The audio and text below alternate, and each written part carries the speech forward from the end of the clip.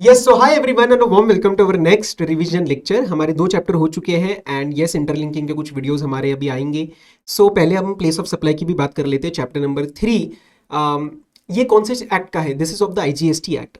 Majorly हमारे सारे chapter CGST के हैं, so please ensure that if you are writing a section number, आप एक्ट भी सही से लिख रहे हैं। आप लिख दोगे सेक्शन नंबर 10, अरे वो कॉम्पोजिशन की बात कर रहे हो या मेरे प्लेस ऑफ सप्लाई की बात कर रहे हो, so you have to ensure that हमारा एक्ट का नाम भी सही से जा रहा है। Now primarily there are 4 sections that we are going to cover। फिर इस सेक्शन 14 और 14A भी आएगा और कुछ सर्कुलर्स भी आएगा। थोड़े थोड़े क्वेश्चन के पॉइंट्स भी देखेंगे, मजा आएगा। बहुत सिंपल चैप्टर है। Let's start. एंड नए आयो तो चैनल सब्सक्राइब करके जाना after seeing the video. Quality देखो उसके बाद सब्सक्राइब करो। चलो, section number 10, section number 11, section number 12 और section number 13। 10 and 11 deal with respect to the goods. ये थोड़ा सा स्ट्रक्चर्ड थिंकिंग करना कि हमें कैसे एक क्वेश्चन को अप्रोच करना है। And 12 and 13 deal with respect to the services. 10 is with respect to the domestic level purchase sale of goods. 11 is with respect to the import export. 12 is when the location of supplier and recipient is in India. And 13 is when the location of supplier or recipient is outside India.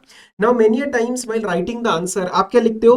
Supplier recipient in India. No, you have to write the location of supplier or location of recipient. And शायद आपको ये चीज पता ना हो, कई बच्चे छोड़ देते हैं, but location of supplier, location of recipient ये सेपरेटली डिफाइंड है हमारे सीजीएसटी एक्ट के अंदर। हाँ, शायद वो इतना टेस्टेबल नहीं है, इसीलिए उसके बारे में क्वेश्चंस नहीं आते, इसलिए उसके ऊपर कोई प्रॉब्लम नहीं आता। But just note the fact that location of supplier, location of recipient has been separately defined. तो वो हो सकता है आपका प्लेस ऑफ बिजनेस हो सकता है आपका कहीं पे फिक्स्ड एस्टेब्लिशमेंट हो, या अगर कुछ भी ना हो तो आपका रेसिडेंस हो सकता है। जैसे अगर आप मेरे से आईडीटी पढ़ते हो तो आपका लोकेशन ऑफ रेसिपिएंट अभी कोई प्लेस ऑफ बिजनेस या वगैरह कुछ है नहीं, तो that will be your place of residence only. But just note the fact that yes it has been separately defined. Okay, तो लिखते वक्त प्लीज इसको लिखना लोकेशन ऑफ सप्लायर और लोकेशन ऑफ रेसिपिएंट। और वो जगह होती है जहां से वो सप्लाई एसोसिएटेड होती है, चाहे वो सप्लायर हो चाहे वो रेसिपिएंट हो। तो सर हम शुरुआत करते हैं सेक्शन नंबर 10 के साथ। पहले मैं आपको जस्ट एक यही से करा देता हूँ सेक्शन नंबर 10। नोट्स बहुत ही प्यारे तरीके से आपको सारी चीजें कवर करेंगे, ठीक है। लेकिन अभी जब रिवाइज कर रहे हैं तो पहले एक बार हम यहां से कर लेते हैं। लेट्स सी, सेक्शन नंबर 10 के अंदर सेक्शन नंबर 10(1)A आता है, ओके, 10(1)B आता है, 10(1)C स्केलेटन बना लेते एक बार, फिर हम भर देंगे सामान इसके अंदर। 10(1)CA आता है, 10(1)D आता है, और क्या आता है सर? 10(1)E आता है ना सर? अंदर का सारा कुछ लर्न करना जरूरी है, क्लॉजेस वगैरह? एब्सोल्युटली नॉट, आपको कुछ भी लर्न करने की जरूरत नहीं है, लेकिन लिखते वक्त एटलीस्ट हम प्रॉपर स्ट्रक्चर के साथ पढ़ेंगे। अगर कुछ याद रहा ऑटोमेटिकली तो ठीक है, वरना हम बिल्कुल टेंशन नहीं लेंगे। Our focus will be on the correct answer. 10(1)A क्या कहता है? That if there is a movement of goods involve, then the place of supply will be where the movement is terminated for the purpose of delivery. For the purpose of delivery मतलब recipient को delivery कराने के लिए कहां पे termination हो रहा है, that will be the answer of the place of supply. 10(1)B is the bill to ship to model, जो भी अभी थोड़ी देर में कराता हूं, पहले we'll do the balance ones. 10(1)C क्या है? There is no movement involved. तो इस केस में प्लेस ऑफ सप्लाई क्या होगा? तो location of the goods when the supply is effected. मतलब सर क्या हुआ? No movement of goods. For example, मैंने यहाँ पे एक एसी लिया हुआ है जो कि रेंट पे है, and tomorrow let's say I purchase the AC. So when I am purchasing the AC and when the sale transaction is happening, supply transaction is happening, क्या कहीं पे एसी का मूवमेंट हुआ? क्या? Answer is no. एसी तो मेरे पास ही है, तो there is no movement of goods. तो मैं पुणे महाराष्ट्र में बैठ के आपको पढ़ा रहा हूँ, यहाँ पे एसी लगा हुआ है, तो answer of the place of supply will be Pune Maharashtra. तो नो मूवमेंट के अंदर the answer of the place of supply will be where the goods are located at the time of supply. 10(1)C एक specific case है, OTC sale, over the counter sale हो रही है unregistered person को। तो उस केस में there is one question that you need to ask. एक सवाल आप पूछेंगे, सवाल में आप ढूंढेंगे कि क्या हमें यह बताया हुआ है that whether the invoice records the state name of the recipient. Please mind this point that you do not require the detailed address of the recipient. आपको सिर्फ रेसिपिएंट का स्टेट के नाम की जरूरत है, जो रिकॉर्ड हो जाना चाहिए इनवॉइस के अंदर। अगर वो रिकॉर्डेड है तो वो आंसर बन जाएगा, वरना तीर घुमा के वापस। सर तीर घुमा के वापस मतलब क्या? We tried to find the answer. हमने वो एक ढूंढने के लिए भेजा कि यार कहां पे तेरा स्टेट हो सकता है भाई recipient, but we didn't find any answer because there is nothing ना, रिकॉर्ड ही नहीं हुआ इनवॉइस के अंदर। तो उस केस में तीर घुमा के वापस मतलब the location of supplier will be the answer. तो if the invoice records the state name of the recipient, वो आंसर बन जाएगा, otherwise it will be the location of the supplier only. This is covered in 10(1)CA. उसके बाद sir 10(1)D के अंदर आते हैं। 10(1)D is where the installation or assembly is happening. तो जहां पे भी इंस्टॉलेशन असेंबली हो रहा होगा वो हमारा आंसर बन जाएगा प्लेस ऑफ सप्लाई का।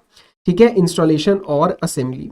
And 10(1)(e) is goods sold on board a conveyance. यहाँ पे आंसर बनेगा where the goods are taken on board a conveyance. तो एक ट्रेन के अंदर अगर गुड्स बेचे जा रहे हैं और सपोज दिल्ली के स्टेशन में उसको टेकन ऑन बोर्ड करा गया है, तो that will be the answer of the place of supply. ये आपके सारे क्लॉजेस थे। अब मैं आपको कराऊंगा एक बार bill to ship to model, हमारे एग्जाम्पल से चलेंगे। फॉर एग्जाम्पल ये है आपके learn with fun, that is Keswani sir. ठीक है, एक मिनट मैं इसको जरा एक बार हटा देता हूँ सारे टैब्स को। Pay attention now. ये है आपके Keswani sir learn with fun, ये है आपके एके है भाई साहब, और ये हूं मैं। अब क्या हुआ, just understand what is happening in the billed to ship to model. AK sir ने केसवानी सर को बोला था एक सप्लाई के लिए, एक उन्होंने परचेज ट्रांजैक्शन एंटर करी थी। तो एके सर ने एक परचेज ट्रांजैक्शन एंटर करी, ठीक है, सिंपल। अब उसी टाइम जब गुड्स को डिस्पैच करने ही वाले थे शुभम केसवानी सर, मैंने एके सर को कॉल किया और मैंने बोला अरे मुझे वही आइटम चाहिए। फॉर एग्जांपल एक कैलकुलेटर बेचने की बात चली थी, तो केसवानी सर कैलकुलेटर भेजने ही वाले थे कि तब तक क्या हुआ, बैकएंड पे मैंने एके सर को बोला कि मेरे को ये कैलकुलेटर चाहिए। एके सर ने बोला ठीक है वालिम्बे सर, मैं आपको भिजवा देता हूं, मैं आपको सेल करता हूं। So there are two supplies in this transaction, this is my supply number 1 and this is my supply number 2। Please note this point, there is no supply between Keswani sir and me. I don't care कि मेरे को एके sir कहां से भिजवा रहे हैं, Shubham Keswani sir does not care कि एके sir इन goods को कहां डिस्पैच करा रहे हैं। तो शुभम सर के लिए this is a billed to ship to model. एंड यहाँ पे अगर आपको 10(1)(b) की कोई बच्चा अगर लैंग्वेज लर्न करता है कि वो जो एक थर्ड पर्सन होता है जिसके कहने पे, जिसके इंस्ट्रक्शंस पे माल को भेजा जाता है कहीं और, this is that third person. So just a point to be noted, this is my supply number 1, this is my supply number 2 and here there is no supply, merely movement of goods.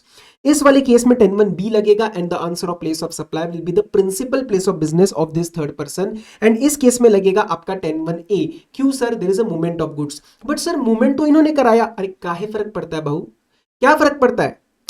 It does not matter कि आपका supply का movement कहां से हो रहा है, there is a movement of goods where the termination is happening. मेरे let's say मैं हरियाणा में हूं, तो यहां पे आपका movement is getting terminated for the delivery to the recipient, तो यहां पे आपका आंसर बनेगा हरियाणा। ये महाराष्ट्र के, तो आपका पहले वाले का आंसर बनेगा महाराष्ट्र, और इनके बीच में कोई सप्लाई नहीं है। बस ये था आपके लिए billed to ship to model. क्या आपको बात समझ में आई, आई या नहीं आई। ठीक है, 10(1)(c) हो गया है, सीए हो गया है, 10(1)(d) और 10(1)(e) हो गया है। Let's quickly see section number 11, this is the import export of goods. Import हुआ तो जो मेरा स्टेट है इंपोर्टर का लोकेशन, वो आंसर बन जाएगा। एक्सपोर्ट हुआ तो we will say it is outside India, और कुछ भी नहीं है। इंपोर्ट एक्सपोर्ट की डेफिनेशंस भी अभी देख लेंगे, एक बार पहले प्लेस ऑफ सप्लाई के क्वेश्चन हम सेक्शन सारे देख लेते हैं। So now let's talk about the section number 12 and section number 13। Section number 12 के अंदर क्या हो रहा है, location of supplier and location of recipient both is in India and service का केस है। यहाँ पे मैं कहीं ना कहीं B2B B2C की बातें करूंगा। B2B मतलब रजिस्टर्ड टू रजिस्टर्ड, B2C मतलब रजिस्टर्ड टू अनरजिस्टर्ड। ये बात मैं सेक्शन 13 में बिल्कुल भी नहीं करता, क्योंकि वहां पे एक आदमी बाहर होता है। ठीक है, now in section number 12 there are 14 subsections. ठीक है, so will start, there are certain specific cases and there is a default provision. तो फटाफट से स्टार्ट करते हैं, B2B B2C भी आपको ध्यान रखना है। चलो क्विकली रिवीजन है तो थोड़ा मेरे साथ साथ बोलना, फिर मैं आपको थोड़े क्वेश्चंस दिखा दूंगा। पहले सेक्शन 12 खत्म कर लेते हैं। Section number 12(1) is the applicability, that is the location of supplier and location of recipient both is in India. 12(2) is the default provision. Default provision मतलब अगर स्पेसिफिक सबसेक्शन नहीं लगा, 3 to 14 में से कोई नहीं लगा, तो वहां पे मैं लगूंगा, दैट इज 12(2). यहां पे प्लेस ऑफ सप्लाई क्या बनेगा, अगर B2B का केस है तो लोकेशन ऑफ रेसिपिएंट बन जाएगा, अगर B2C का केस है तो एक सवाल पूछना पड़ेगा। सर क्या सवाल पूछना पड़ेगा कि वेदर द रेसिपिएंट्स स्टेट मतलब recipients address is available on record of the supplier, उसके किसी रिकॉर्ड के अंदर कोई इसका स्टेट रिकॉर्डेड है क्या रेसिपिएंट का। If yes that is the answer of place of supply, otherwise तीर घुमा के वापस, then it will be the location of the supplier. ये था आपका 12(2). ठीक है, जहां पे भी स्पेसिफिक सबसेक्शन नहीं लगेगा, यहाँ पे सेक्शन 12(2) लग जाएगा। Let's talk about section number 12 subsection 3। This is with respect to the immovable property. यहाँ पे आपकी डायरेक्टली सारी जो सर्विसेज रिलेटेड होती है टू इमेबल प्रॉपर्टी वो भी आ जाएगा। यहाँ पे हाउस बोट का जो होता है या वेसल के अंदर जो अकोमोडेशन होता है वो भी हो जाएगा। होटल स्टे अकोमोडेशन वो भी कवर हो जाएगा। कोई कल्चरल इवेंट के लिए, कोई ऑर्गेनाइजेशन ऑफ इवेंट के लिए आपने कहीं पे बैंक्वेट हॉल, कहीं पे कोई प्रॉपर्टी रेंट पे लिया, वो भी आ जाएगा। एंड इनके रिस्पेक्ट में कोई एंसिलरी सर्विस है, फॉर एग्जाम्पल मैंने कोई शादी कराने के लिए बैंक्वेट रेंट पे लिया और उसी के साथ वहां पे डेकोरेशन सर्विस भी आ गई, तो वो भी यहाँ पे कवर हो जाएगी। यहाँ पे प्लेस ऑफ सप्लाई क्या बनेगा, लोकेशन और intended location of the property. Sir intended location का क्या मतलब हुआ, इंटेंडेड लोकेशन का एग्जांपल सोचो कि लेट्स से मेरे पास प्लॉट पड़ा हुआ है, प्लॉट पे बनाना है मेरे को एक बंगलो।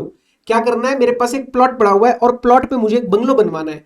अब उसके लिए आई हायर्ड एन आर्किटेक्ट, तो आर्किटेक्ट वहां पे आंसर उसका जो सर्विस बनेगा, उसका जो सर्विस का प्लेस ऑफ सप्लाई बनेगा, that will be the intended location of that plot, that property, that is the plot.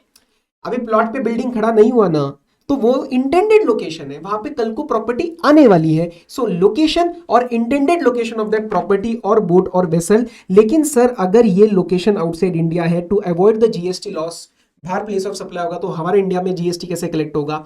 तो if the answer of this place of supply is outside India, property बाहर है, intended location बाहर है, तो उसमें हम law को थोड़ा सा ट्विस्ट कर देंगे, निर्मला ताई थोड़ा सा ट्विस्ट कर देगी और बोलेगी कि नहीं नहीं नहीं नहीं, प्लेस ऑफ सप्लाई इस केस में लोकेशन ऑफ रेसिपिएंट हो जाएगा। ठीक है, so in this case it will be the location of the recipient. अब एक बात ध्यान से समझना, एक्सप्लेनेशन आके क्या बोल रहा है कि अगर कहीं पे कोई property, boat, vessel is happening to be, it happens to be in more than one state और मोर देन वन यूटी, मतलब एक से ज्यादा अगर स्टेट में होगा तो क्या होएगा फिर answer sir place of supply का? तो यहाँ पे आपको एक लाइन लिख के आनी है, और ये लाइन ना आप लिखते नहीं हो, मैं डांट दूंगा अगर तुमने लाइन नहीं लिखी पेपर के अंदर। रूल 4 आप डायरेक्टली नहीं लगाएंगे, आप पहले एक लाइन लिखेंगे that each of the respective states, जो भी इन्वॉल्व है, अपना अपना प्लेस ऑफ सप्लाई डिवाइड हो जाएगा, अपना अपना वैल्यूएशन डिवाइड हो जाएगा, और ये डिवीजन होगा एज पर द कॉन्ट्रैक्ट और agreement. But if it is absent then we will apply rule number 4। Rule number 4 क्या कहता है जीएसटी का? 3 केसेस में इसको डिवाइड करता है। केस नंबर 1 में 2 चीजें साथ में आ रही है, it is N accommodation service, मैं 2 कंडीशंस बोल रहा हूं यहां पे, it is N accommodation service and it is not a single property, it is a different property. Let's say मैंने एकोमोडेशन की सर्विस हयात होटल से ली है, जिसका 1 यूनिट दिल्ली में है, 1 यूनिट आगरा में है, यूपी में है। तो सर इस केस में क्या होगा? इस केस में the division will be as per the number of night stayed in each particular property, क्योंकि ये डायरेक्ट केस है, आपकी अलग अलग प्रॉपर्टी है। इन दोनों में से एक भी कंडीशन अगर खराब हो जाती है, मतलब it is not a case of accommodation, या फिर it is a case of accommodation but it is a single property, it is not a different property, एक स्टेट के बॉर्डर पे वो एक प्रॉपर्टी है, तो वो दोनों स्टेट्स के अंदर आती है, तो क्या करेंगे सर फिर? या फिर अगर एकोमोडेशन सर्विस नहीं है तो क्या करेंगे? You will divide that as per the area of the property lying in each state. You will divide the total value of your supply. Sir value of supply कैसे निकालना है वो भी मैं बात ही नहीं कर रहा, वो चैप्टर 6 में आएगा। हम इस वैल्यूएशन को डिवाइड करेंगे as per the area of property lying in each state, जो मुझे क्वेश्चन देगा। And if it is a case of accommodation in house boat, vessel और एनी एंसिलरी सर्विस, तो यहाँ पे जो डिवीजन होगा that will be as per the time spent in each state, और वो पूरा डिक्लेरेशन रखता है कौन? Service provider. सर्विस प्रोवाइडर इसका डिक्लेरेशन फाइल करता है कि कितना टाइम उस बोट ने कहाँ पे स्पेंड किया, किस स्टेट के पानी के यहाँ पे स्पेंड किया, ये हमें क्वेश्चन बता देगा। This is my rule number 4। Next बात करते हैं 12.4 की। ये हमारा बात करता है कुछ पर्सनलाइज सर्विसेज की, जैसे रेस्टोरेंट हो गया, केटरिंग हो गया, पर्सनल ट्रेनिंग हो गया, कॉस्मेटिक सर्जरी हो गया। तो here the focus is on the services, ये बहुत ही पर्सनलाइज नेचर की है। तो यहाँ पे B2B गया तेल लेने, यहाँ पे आंसर क्या बनेगा? द प्लेस ऑफ सप्लाई का, where the services are actually perform, कहाँ परफॉर्म किया, वो आंसर बनेगा प्लेस ऑफ सप्लाई का। 12.5 is the training and performance appraisal. B2B B2C does matter, corporate level पे बहुत काम होता है ऐसे। तो B2B हो जाएगा तो लोकेशन ऑफ रेसिपिएंट हो जाएगा, B2C होगा तो where the training is held और the services are perform, performance appraisal कहाँ हुआ। देन बात करते हैं 12.6 की और 12.7 की। एक बार होने के बाद सारे सबसेक्शन का नंबर आपको फिर से हम दे देंगे, ठीक है, डू नॉट वरी। तो 12.6 बात करता है एडमिशन टू द इवेंट की, या उसके रिस्पेक्ट में कोई एंसिलरी सर्विसेज, जैसे एडमिशन के टाइम पे आपको 3D ग्लासेस, लेट से कोई 3D शो है और उसके रिस्पेक्ट में कोई आपको 3D ग्लास रेंट पे दिया जा रहा है, तो that becomes an ancillary services. Okay, now please pay attention.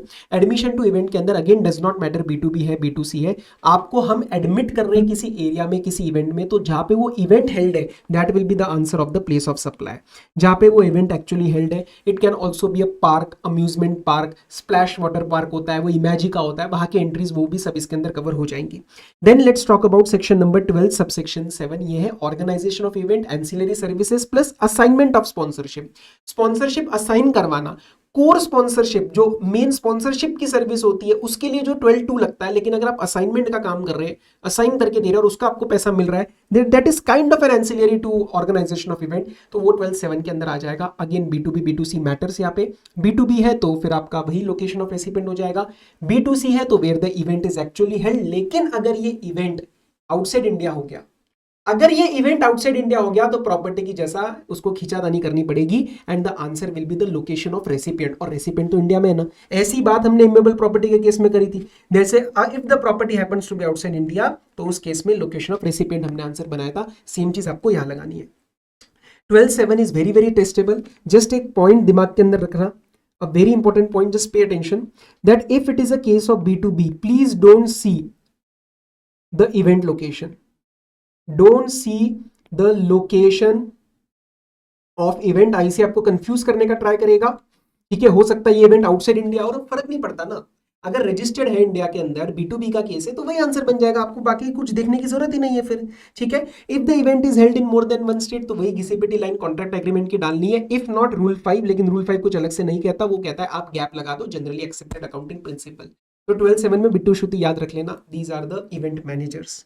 उसके बाद 12/8, 12/9 और 12/10। सर 12/8 क्या होता है? ट्रांसपोर्टेशन ऑफ गुड्स, इसके अंदर कोरियर मेल भी आ जाता है। सर हो सकता है ये हम बाहर भेज रहे हो, कोई फर्क नहीं पड़ता, destination I don't care, you just see B2B और B2C। B2B location of recipient, B2C hand over, कहां पे आपने हैंड ओवर किया for the purpose of transportation. 12/9 passenger transportation, same B2B है तो लोकेशन ऑफ रेसिपिएंट, B2C है तो hand over. अरे नहीं नहीं, आदमी को हैंड ओवर नहीं करते तो हम लिखेंगे embarking the conveyance for a continuous journey. क्या बोल रहा हूं मैं? Embarking the conveyance for a continuous journey. यहां पे आपके वाले में स्टॉप ओवर का अगर मतलब ऐड नहीं हुआ तो इसको जरा ऐड कर लो फटाफट से अपने बुक के अंदर। स्टॉप ओवर और इसका क्या रेफरेंस है सुनना। मैंने यहाँ पे एक वर्ड यूज किया कंटिन्यूअस जर्नी, तो एम्बार्किंग फॉर कंटिन्यूअस जर्नी में कंटिन्यूअस जर्नी का क्या मतलब होता है?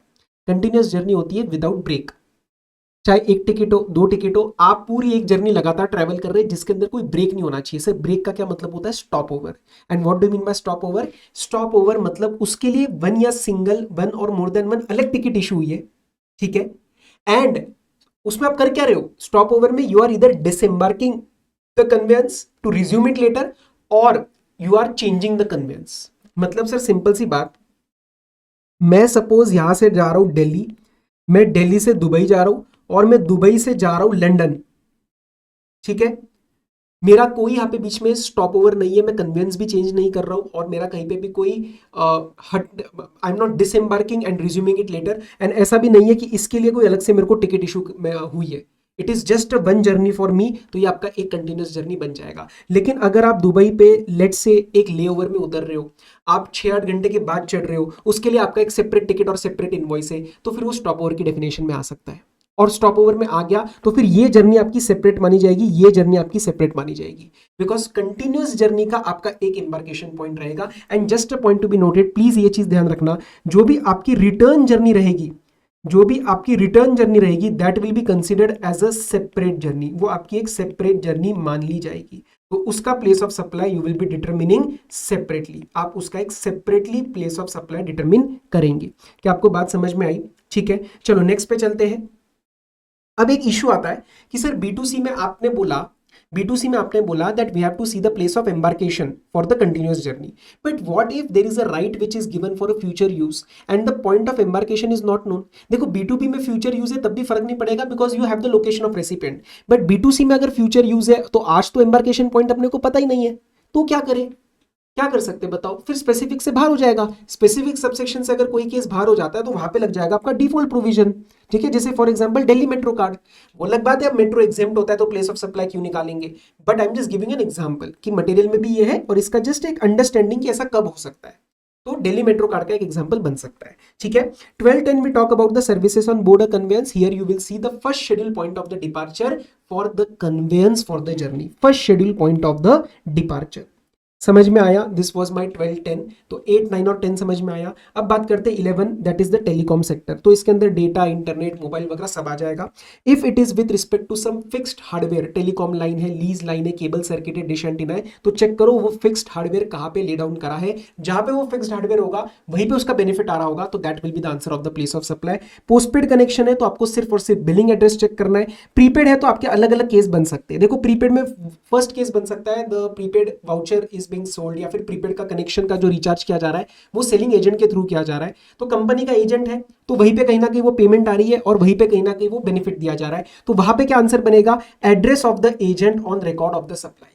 हमारा ये एजेंट है, एयरटेल की एजेंट से लेट से, अब आज के इसमें इतना चलता नहीं है ये, because we use UPI, electronically हम पेमेंट कर देते हैं, बट कोई बात नहीं, फिर भी सुन लो कि अगर हमारा एजेंट है, रीसेलर है, डिस्ट्रीब्यूटर है, तो address of that agent distributor in the records of the supplier will be the answer of place of supply by any person to the final subscriber. जैसे फॉर एग्जाम्पल कोई fest के अंदर या कोई radio station के अंदर किसी दिन हमने प्रीपेड वाउचर्स की सेल ऑर्गेनाइज करी है, एयरटेल के, जियो के, प्रमोशन इवेंट ही होता है काइंड ऑफ, तो यहाँ पे आंसर क्या बनेगा? Location where the payment is received और द वाउचर्स और सोल्ड, क्योंकि वहां पे पैसा आ रहा है, वहीं पे हमने वो वाउचर दिया, उसको वो बेनिफिट दिया, उसको शायद रिचार्ज करके दिया, ठीक है, ये हमारा एजेंट नहीं है तो उसका एड्रेस अलग से हमारे पास नहीं है, but yes we know where the payment is received या वाउचर्स आर सोल्ड। और आज के जमाने में जो आप लोग करते हो पेटीएम और गूगल पे से जो आप बैंकिंग या यूपीआई या इंटरनेट बैंकिंग के थ्रू प्रीपेड का रिचार्ज करते हो, तो here whatever your location is on the records of the supplier, मतलब location of recipient in the records of supplier. अगर कहीं पे ये अवेलेबल नहीं है, इंक्लूडिंग जो रेसिडुअल केसेस में भी हम यही बोलते हैं कि लोकेशन ऑफ रेसिपिएंट या address of recipient on records of supplier, but अगर ये चीज अवेलेबल नहीं है तो क्या करेंगे? तो भाई सर तीर घुमा के वापस लाओ ना, location of supplier. If recipients location address is not available, it is not available on records of supplier, तो तीर घुमा के वापस लेके आओ, लोकेशन ऑफ सप्लायर को आंसर बनाओ। अब एक्सप्लेनेशन में वही case, if it is in more than one state तो आपका आंसर क्या बनेगा? वही contract agreement. But if it is absent तो क्या करना है? तो यहां पे हम लगाते हैं रूल नंबर 6, और रूल नंबर 6 कहता है कि आपको डिवीजन करना है on the basis of point. Sir ये पॉइंट क्या चीज होती है? अरे पॉइंट जैसे, सुनना मेरी बात, एक लीज लाइन है जो कि दिल्ली से महाराष्ट्र में लगाई हुई है, ठीक है, इंटरनेट केबल की लीज लाइन है, तो this is your point number 1, this is your point number 2। तो आपका starting point and and point ये हमेशा 2 पॉइंट्स कॉन्स्टिट्यूट करेंगे। तो यहाँ पे प्लेस ऑफ सप्लाई कैसे डिवाइड होएगा? What ever will be the valuation उसको डिवाइड करना पड़ेगा 1:1 के अंदर। दिल्ली को उसका हाफ मिलेगा, महाराष्ट्र को उसका हाफ मिलेगा। ध्यान से समझना एक चीज, if anywhere you mess up the place of supply, wrong state को उसका रेवेन्यू मिलेगा। जहां पे प्लेस ऑफ सप्लाई होता है उस स्टेट को रेवेन्यू मिलता है। तो यहाँ पे अगर घाई गड़बड़ करी, आपने आंसर गलत निकाला, रियल लाइफ में गलत प्लेस ऑफ सप्लाई लग गया, तो रॉन्ग स्टेट को उसका रेवेन्यू मिलेगा। सर कभी कभार ना यहाँ पे इंटरमीडिएट पॉइंट होता है, लेट्स से यहाँ पे यूपी में एक इंटरमीडिएट पॉइंट है, तो क्या इसको 1:1 करेंगे? क्या यूपी को भी एक अपना शेयर ऑफ रेवेन्यू मिलेगा क्या? Answer is yes only. Condition क्या है? उसको 1:1 हम मानेंगे ओनली इफ उस इंटरमीडिएट पॉइंट से there is a benefit which is accruing. अगर वहां से कोई बेनिफिट नहीं निकल रहा, किसी को कोई वहां पे किसी यूजर को कोई बेनिफिट नहीं मिल रहा, and this is just a point for operational purposes, तो answer will remain 1:1। I hope आपको ये चीज याद रहेगी। नेक्स्ट चलते हैं 12 के अंदर, that is banking, financial and stock broking. अगर एड्रेस ऑफ रेसिपिएंट अवेलेबल है तो वो पिक कर लो, नहीं तो तीर घुमा के वापस ले आना। यहाँ पे B2B B2C नहीं है, इंश्योरेंस के अंदर है, बैंकिंग के अंदर नहीं है। सर ऐसा एग्जाम्पल दो ना कि where the recipient's address will not be available, तो क्यों तीर घुमा के वापस लाने वाली नीड पड़ेगी? ऐसा कैसे एग्जाम्पल बन सकता है बैंकिंग के अंदर? यस इट इज पॉसिबल, बन सकता है। ध्यान से सुनना, अगर एक नॉन कस्टमर है और वो एक डिमांड ड्राफ्ट बनवाता है बैंक से, जैसे for example I am a customer of HDFC, लेकिन किसी दिन मैंने ICICI से एक डिमांड ड्राफ्ट बनवा लिया, जल्दी थी, पास में ICICI का ब्रांच था तो मैंने उनसे एक डिमांड ड्राफ्ट बनवा लिया। Does ICICI has my address on its record? Answer is no. उनके पास मेरा एड्रेस बिल्कुल भी नहीं है। सर क्यों? क्योंकि अरे मैं उनका कस्टमर नहीं हूं, मेरा कोई KYC नहीं हुआ है। तो यहाँ पे जो मैंने सर्विसेज ली, लेट से मैंने डिमांड ड्राफ्ट बनवा लिया, उसके चार्जेस जो लगेंगे, उस पे जो GST लगेगा, वहां पे प्लेस ऑफ सप्लाई कैसे डिटरमिन होगा? It will be the location of supplier only. वहां पे जो है वो लोकेशन ऑफ सप्लायर बन जाएगा, because they don't have my address. Next पे आते हैं, section number 12 sub section 13 is the insurance service. B2B है तो लोकेशन ऑफ रेसिपिएंट, B2C है तो location of recipient on records of the supplier. Sir if not available, तीर घुमा के वापस नहीं क्या लाना? नहीं, अरे इंश्योरेंस इंडस्ट्री में ऐसा हो ही नहीं सकता कि रेसिपिएंट का एड्रेस ना हो, it is so regulated industry. ये बैंकिंग में तो फिर भी एग्जांपल बन जाता है, यहाँ पे ऐसा नहीं बनेगा। Next 1214, sir 1214 is advertising service to government. Sir सुनना ना, advertising service to non government is 12(2), but it is to government it is 1214। तो यहाँ पे आप एक गवर्नमेंट या स्टैट्यूटरी बॉडी, लोकल अथॉरिटी को कोई सर्विस दे रहे हैं, पहली लाइन वही डालनी है as per the contract agreement, क्योंकि इनके अंदर more than one state involve होता है। जनरली इनके एडवर्टाइजमेंट्स के अंदर more than one state involve होता है, तो जो बाइफर्केशन होगा that will be as per contract agreement, but if it is absent then we will apply rule 3। और रूल 3 क्या कहता है अभी हम पढ़ेंगे, 2-3 बातें समझ लो। एडवर्टाइजिंग सर्विस जो होती है, जो आप गवर्नमेंट को देते हो, यू विल अप्लाई सबसेक्शन 14, लेकिन अगर आप नॉन गवर्नमेंट को दे रहे हो तो you will be applying subsection 2। And sponsorship की जो सर्विस होती है, आइसोलेशन के अंदर जो स्पॉन्सरशिप सर्विस होती है दैट इज 12(2). असाइनमेंट की बात नहीं कर रहा, नॉर्मल स्पॉन्सरशिप की बात मैं कर रहा हूं। अब से रूल 3 के अंदर करना क्या है, ये बहुत बच्चे छोड़ के जाते हैं, और मैं बता रहा हूं ये हो सकता है तुमसे पूछ ले, क्योंकि ये बहुत पहले पूछा गया था, तो please do not leave anything. Rule 3 क्या कह रहा है?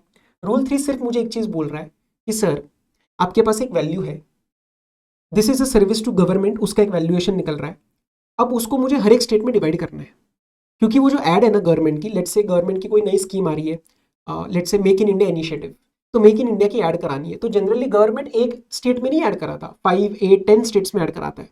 तो अब सब स्टेट्स को अपना अपना रेवेन्यू मिलना चाहिए, प्लेस ऑफ सप्लाई हर एक स्टेट में है क्योंकि उसका बेनिफिट हर एक स्टेट में जा रहा है एडवर्टीजमेंट का। तो वो कॉन्ट्रैक्ट एग्रीमेंट में अगर बाइफर्केशन दिया है तो that is well and fine, कोई प्रॉब्लम नहीं है, आप रूल 3 पे मत आइए। बट नहीं दिया तो क्या करें, तो सर फिर रूल नंबर 3 लगाना पड़ेगा ना, मुझे वो बेसिस ऑफ एट्रीब्यूशन लगाना पड़ेगा। So what we are trying to do here is on the basis of what is the type of advertisement, हम आपको कुछ कोशिश करेंगे उस वैल्यू को तोड़ने की कि किस बेसिस पे हम एट्रीब्यूट करें इन ईच स्टेट। आप इसको सिंपल रीड करोगे, एक जगह थोड़ी सी कैलकुलेशन इन्वॉल्व है, मैं उसका आपको क्वेश्चन दिखाऊंगा and then things will be very clear. Okay, चलो, if the advertisement is in newspaper and publication the basis of attribution will be amount payable to different state wise edition. तो for example Times of India Delhi के लिए 5 लाख रुपए जा रहा है, Times of India Maharashtra edition के लिए 2 लाख रुपए जा रहा है, और यूपी के लिए एक थर्ड अमाउंट जा रहा है। तो उन्हीं तीनों के रेशियो में आपका वैल्यूएशन डिवाइड हो जाएगा। तो समझ में आ रहा है? तो 5 लाख के ऊपर रेवेन्यू दिल्ली को मिल जाएगा, 3 लाख के ऊपर रेवेन्यू महाराष्ट्र को मिल जाएगा, बचे हुए अमाउंट के ऊपर यूपी को मिल जाएगा। तो वही डिवीजन आपका होता जाएगा। अब मैं आपको सारे एक एक एग्जांपल नहीं दूंगा, मैं आपको रीड कराता हूं, लेकिन ये वाला हमें ढंग से करना पड़ेगा क्योंकि ये वाले में आपको कोई टेंशन लेने की जरूरत नहीं है, क्वेश्चन बड़ा ही डायरेक्ट रहेगा, यू विल डिवाइड इट, मतलब होता है ना इंट्यूटिवली, वो अपने आप ही होगा आपसे। Okay, advertisement through the printed material like pamphlet, leaflet, calendar, T shirt, तो amount payable for the distribution of these things. हो सकता है यहाँ पे क्वेश्चन आपको अमाउंट पेबल ना दे, बट उसकी जगह दे दे directly the material to be printed, material number दे दे। मतलब फॉर एग्जांपल 10,000 पैम्फलेट्स दिल्ली में डिस्ट्रीब्यूट करने, 2,000 पैम्फलेट्स महाराष्ट्र में डिस्ट्रीब्यूट करने, 3,000 पैम्फलेट्स हरियाणा में डिस्ट्रीब्यूट करने, तो वो जो टोटल वैल्यू होगा वो डिवाइड हो जाएगा 10:2:3 में। ऐसा भी हो सकता है वो आपको दे दे, बिकॉज आपके आईसीआई के एग्जाम्पल में ये है। Advertisement in hoardings, amount payable for different hoardings in different states. Advertisement on trains, अब ट्रेन के ऊपर एडवर्टीजमेंट लगाइए, तो यहाँ पे हम देखेंगे जो रेलवे का ट्रैक है, कितना ट्रैक किस स्टेट में आता है, और ये आपको दिमाग लगाने की जरूरत नहीं है, this is available on the indianrail.gov.in। Advertisement on the back of the utility bills, तो लेट्स से एनडीपीएल या एमएनजीएल के जो जितने यूटिलिटी बिल्स आपके घर पे इलेक्ट्रिसिटी के आ रहे हैं उसके बैक पे एडवर्टीजमेंट करानी है। तो उसके लिए वो एडवर्टीजमेंट का पैसा कैसे डिवाइड होगा हर एक स्टेट में, it will be on the basis of amount payable that is with respect to the consumers having the billing address in each state. Maharashtra में 10,000 कस्टमर्स है, दिल्ली के अंदर 5,000 कस्टमर है, तो ऑब्वियसली 2:1 का रेशियो में लगाना पड़ेगा। क्यों? क्योंकि वो कहीं ना कहीं 10,000 कस्टमर्स के लिए अमाउंट ज्यादा जाएगा, 5,000 कस्टमर्स के लिए अमाउंट कम जाएगा। डोंट कंसिडर 2:1, हमें अमाउंट पेबल के बेसिस पे डिवाइड करना है, बट वो अमाउंट पेबल कैसे डिसाइड किया जाएगा, ऑन द बेसिस ऑफ कितने कस्टमर्स है उस पर्टिकुलर स्टेट के अंदर। ठीक है। एडवर्टीजमेंट ऑन रेलवे टिकट, अब एक एक रेलवे टिकट को तो ट्रैक नहीं कर सकते, तो let's put it on the basis of distribution. क्या होगा, number of railway station in each state. तो लेट्स से दिल्ली के अंदर 5 स्टेशन है, महाराष्ट्र के अंदर 15 स्टेशन है, तो 5:15 1:3 रेशियो में वो वैल्यू डिवाइड हो जाएगी। तो ये बहुत ही मतलब क्या कहते हैं, लॉजिकल है यार। आप सीए फाइनल लेवल पे तो ये बहुत ही लॉजिकल चलेगा जब क्वेश्चन आपको देगा। Advertisement on radio station will be again on the basis of amount payable for that particular broadcasting happening in particular state. Actual में स्टूडियो का लोकेशन कहाँ है हमें फर्क नहीं पड़ता, कभी कभार स्टूडियो कहीं और होता है, उसका ब्रॉडकास्टिंग एंड एडवर्टीजमेंट कहीं और किसी स्टेट में हो रही होती है। Advertisement in cinema halls, it will be on the basis of amount payable to a cinema hall. तो अगर पीवीआर दिल्ली के लिए मैं कुछ अमाउंट पे कर रहा हूँ और पीवीआर महाराष्ट्र के लिए कुछ पे कर रहा हूँ, तो वो रेशियो आपका यूज किया जाएगा for distribution of my advertising invoice value. अब मेन बात करते हैं ये टीवी चैनल की, क्योंकि वही बात हमारी इंटरनेट के लिए लग जाएगी और वही बात हमारी एसएमएस के लिए लग जाएगी। अब सर टीवी चैनल के लिए the basis of distribution will be your viewership का डेटा, जो जिसको हम कहते हैं टीआरपी का डेटा, कि कितने लोगों ने टीवी देखा। लेकिन सर पता है इसमें प्रॉब्लम क्या होती है, ये जो व्यूअरशिप का डेटा होता है ये हमारे पास तो नहीं होता, हमें लेना पड़ता है from what ever is published by whom, the broadcast audience research council. और किसी भी क्वार्टर के लिए, लेट्स से अभी करंट क्वार्टर जो चल रहा है उस क्वार्टर के लिए डेटा तो आना बाकी होएगा, तो मुझे कोई पुराना डेटा यूज करना पड़ेगा। तो मैं क्या करूंगा, मैं पिछले क्वार्टर का लास्ट वीक का डेटा यूज करूंगा। मैं क्या यूज करूंगा, पिछले क्वार्टर का last week of preceding data, preceding quarter, मुझे वो यूज करना पड़ेगा। ठीक है, वो मेरे लिए प्रॉक्सी की तरह एक्ट करेगा। लेकिन सर पता है एक और प्रॉब्लम क्या आती है, कभी कभार ये जो डेटा होता है ना, ये रीजन्स को कंबाइन करता है। सर मतलब, अरे रीजन्स को कंबाइन करता है मतलब sometimes it will give the data for Delhi plus Maharashtra, Delhi plus let's say Haryana, तो मेरा तो उससे काम नहीं बनेगा क्योंकि मेरे जीएसटी के लिए ये स्टेट्स अलग अलग है। तो कोई बात नहीं ना, आप ऐसा करो, आप दिल्ली और हरियाणा को इंटरनली डिवाइड कर दो on the basis of population as per the census. मैं अभी आपको एक क्वेश्चन दिखाता हूँ और then you will have all the different numbers for every state. आप उसके हिसाब से आपका टोटल इनवॉइस वैल्यू को जो है वो डिवाइड कर देना। इंटरनेट के लिए और एसएमएस के लिए सेम स्टेप्स फॉलो करने, एग्जैक्टली लाइक दैट। बस इंटरनेट के लिए जो आप डेटा लोगे वो TRAI का लोगे, एंड एक पर्टिकुलर फाइनेंशियल ईयर के लिए, जैसे करंट फाइनेंशियल ईयर के लिए मैं कौन सा डेटा लूंगा, I will be using the figures of last quarter of the last financial year. Sir ऐसा भेदभाव क्यों? क्योंकि फ्रीक्वेंसी ऑफ डेटा पब्लिशिंग अलग अलग होती है। ठीक है, यहाँ पे व्यूअरशिप का डेटा है, यहाँ पे इंटरनेट सब्सक्राइबर्स का डेटा है, और एसएमएस में टेलीकॉम सब्सक्राइबर्स का डेटा है, एंड इसमें आप एक क्वार्टर के लिए पिछले क्वार्टर का डेटा यूज करोगे। तो बिकॉज ये रियल लाइफ में पब्लिशिंग की फ्रीक्वेंसी अलग अलग होती है, मुझे यहाँ पे अलग अलग लॉ बताना पड़ गया। अगर आपको एक लर्न ढंग से करना है तो आई वुड एडवाइस कि आप ये अच्छे से लर्न कर लो। सर क्या ICAI हमसे इस पे भी टेस्ट कर सकता है क्या कि ये हमें याद है या नहीं है? यस कर सकता है। सीइंग द पेपर्स 90% मैं बोलूंगा 90% वो आपको इसके ऊपर नहीं खेलेगा, आपको ये दे देगा directly. I will show you one question. तो ये हो गया हमारा सेक्शन नंबर 12 अच्छे तरीके से। मैं आपको कुछ क्वेश्चंस दिखा देता हूँ, मुझे कुछ कुछ पॉइंटर्स कराने हैं। अब देखो जैसे ये क्वेश्चन है, please read this. Crystal clear water is a manufacturer of mineral water registered in Mumbai. It enters into a contract with a global advertising agency registered in Ahmedabad for displaying its advertisement on hoardings at an award organized at a convention center, Gujarat. The structure on which the hoardings are to be displayed is taken on rent from Mr. Kapoor. अब क्या हो रहा है यहाँ पे? दो चीजें हो रही है। क्लाइंट एक कंपनी के पास गया कि हमें ऐड लगवानी है, वो कंपनी आगे मिस्टर कपूर के पास गई कि आपका होर्डिंग हमें रेंट पे चाहिए रहेगा, हमारे क्लाइंट की ऐड डलवानी है। सुनते ही बच्चा यहाँ पे एक्साइट हो जाएगा पेपर के लिए, होर्डिंग है इसका मतलब सर ये इमूवेबल प्रॉपर्टी का केस बन जाएगा। लेकिन एक बार ही ना आपको क्वेश्चन रीडिंग और बेटर करनी है। They are saying that determine the place of supply for the tax invoice to be raise by GAA to CCWL। वो अभी सिर्फ उतने की बात कर रहा है, that is the transaction between the client and the advertising company, जहां पे इमूवेबल प्रॉपर्टी का भी रेफरेंस ही नहीं है। इमूवेबल प्रॉपर्टी का रेफरेंस आएगा when mister Kapoor is involve in the picture, जिनसे हम होर्डिंग रेंट पे ले रहे हैं। तो एक बार क्वेश्चन को आराम से रीड करना कि मुझसे पूछा क्या जा रहा है। Here you will be applying section number 12 subsection 2, that is the default provision. ये आपके अनरजिस्टर्ड पर्संस की सेल के ऊपर क्वेश्चन है, OTC सेल का। वहां पे आपको सिर्फ एक चीज चेक करनी है, I am talking about 10(1)(CA। यहां पे आपको सिर्फ एक चीज चेक करनी है कि क्या इनवॉइस के अंदर स्टेट का नाम दिया है या नहीं दिया है। Sir detailed address do I need? Answer is no, I don't need any detailed address of the recipient कि उसका गली नंबर क्या है, घर नंबर क्या है, फ्लैट नंबर क्या है। मुझे सिर्फ और सिर्फ क्या चाहिए, I just need the state name. अब यहाँ पे जैसे वो बोल रहे हैं कि यहाँ पे मिस्टर सुनील अनरजिस्टर्ड लेके आए और बोल रहे हैं कि टैक्स इनवॉइस के अंदर जो है ना, that is only issued, the tax invoice is only issued in the name of mister Sunil only. उनका कोई एड्रेस रिकॉर्ड नहीं हुआ। कंपैरेटिवली नीचे वो कह रहे हैं the tax invoice was issued in the name of mister Pintu mentioning the address as Karnal Haryana only. हाँ तो स्टेट तो तुम्हें मिल गया ना भाई, अरे you got the state name ना, तो तुम्हारा हरियाणा यहाँ पे आंसर बन जाएगा 10(1)(CA) के अंदर। आपको डिटेल की एड्रेस जरूरत नहीं है। कुछ और क्वेश्चंस देखते हैं, कुछ और पॉइंट्स मैं आपको दिखाना चाहता हूँ। अच्छा, एक क्लासिक एग्जाम्पल जो आता है आपका is with respect to the accommodation. जैसे फॉर एग्जाम्पल मैं पुणे महाराष्ट्र का आदमी हूँ और मैं गया लेट्स से दिल्ली में हयात में रहने और मैं वहां पे रहा, तो यहाँ पे प्लेस ऑफ सप्लाई क्या बनेगा मुझे जल्दी से बताओ। Here the place of supply will be as per 12(3) Delhi, and what is the location of supplier? Location of supplier is also Delhi. तो ये क्या बनेगा, एक इंट्रा नेचर बनेगा दिल्ली का, इंट्रा दिल्ली नेचर सप्लाई। क्या इसका मैं ITC पुणे महाराष्ट्र वाला आदमी ले सकता हूँ? Answer is no.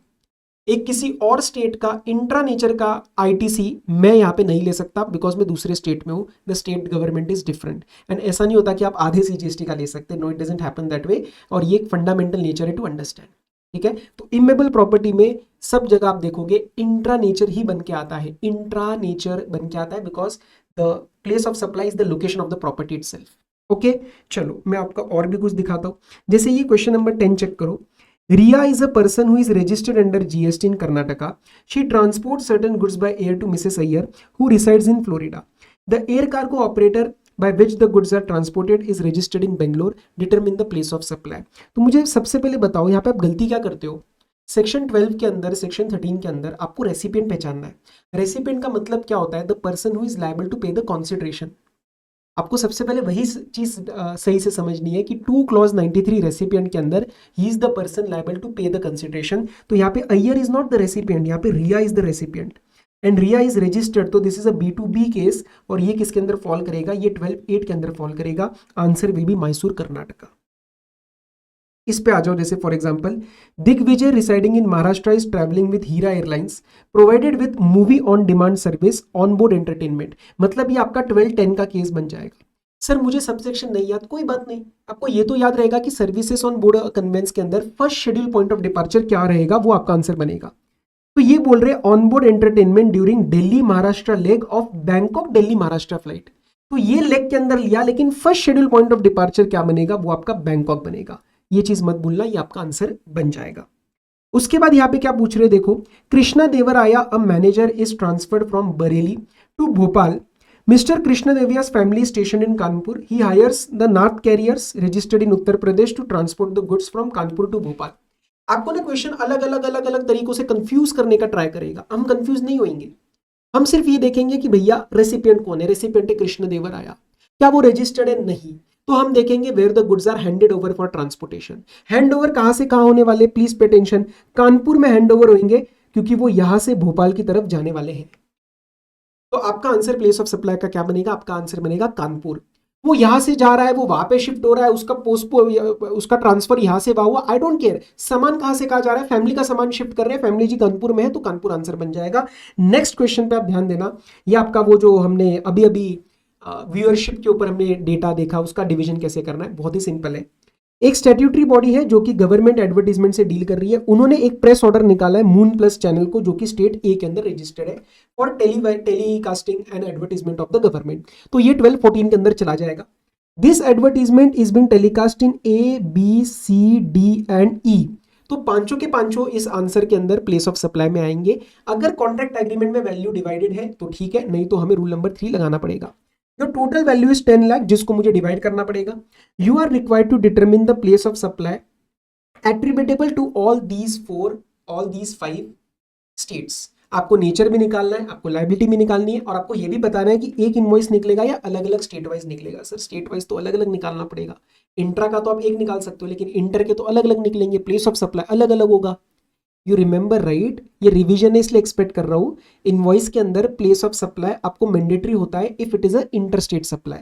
अब देखो जैसे इन्होंने व्यूअरशिप डेटा दिया है, ए का दिया है, B+C का दिया है और D+E का दिया है, तो आप प्राइमरीली इसके अंदर डिवाइड कर लो, 1:2:1 के अंदर डिवाइड कर लो। बट ये वाला काम आपका बनेगा नहीं अभी, क्योंकि ये आपको 2 स्टेट्स का एक साथ दे रहे हैं, तो मुझे यहाँ पे जो मेरी वैल्यू आएगी उसको फर्दर 2 में तोड़ना पड़ेगा, और वो तोड़ने के लिए आपके पास डेटा है B और C का, दैट इज 180:20, तो मुझे इसको 180:20 में तोड़ना पड़ेगा, और नीचे वाला 100:25 में फिर से तोड़ना पड़ेगा।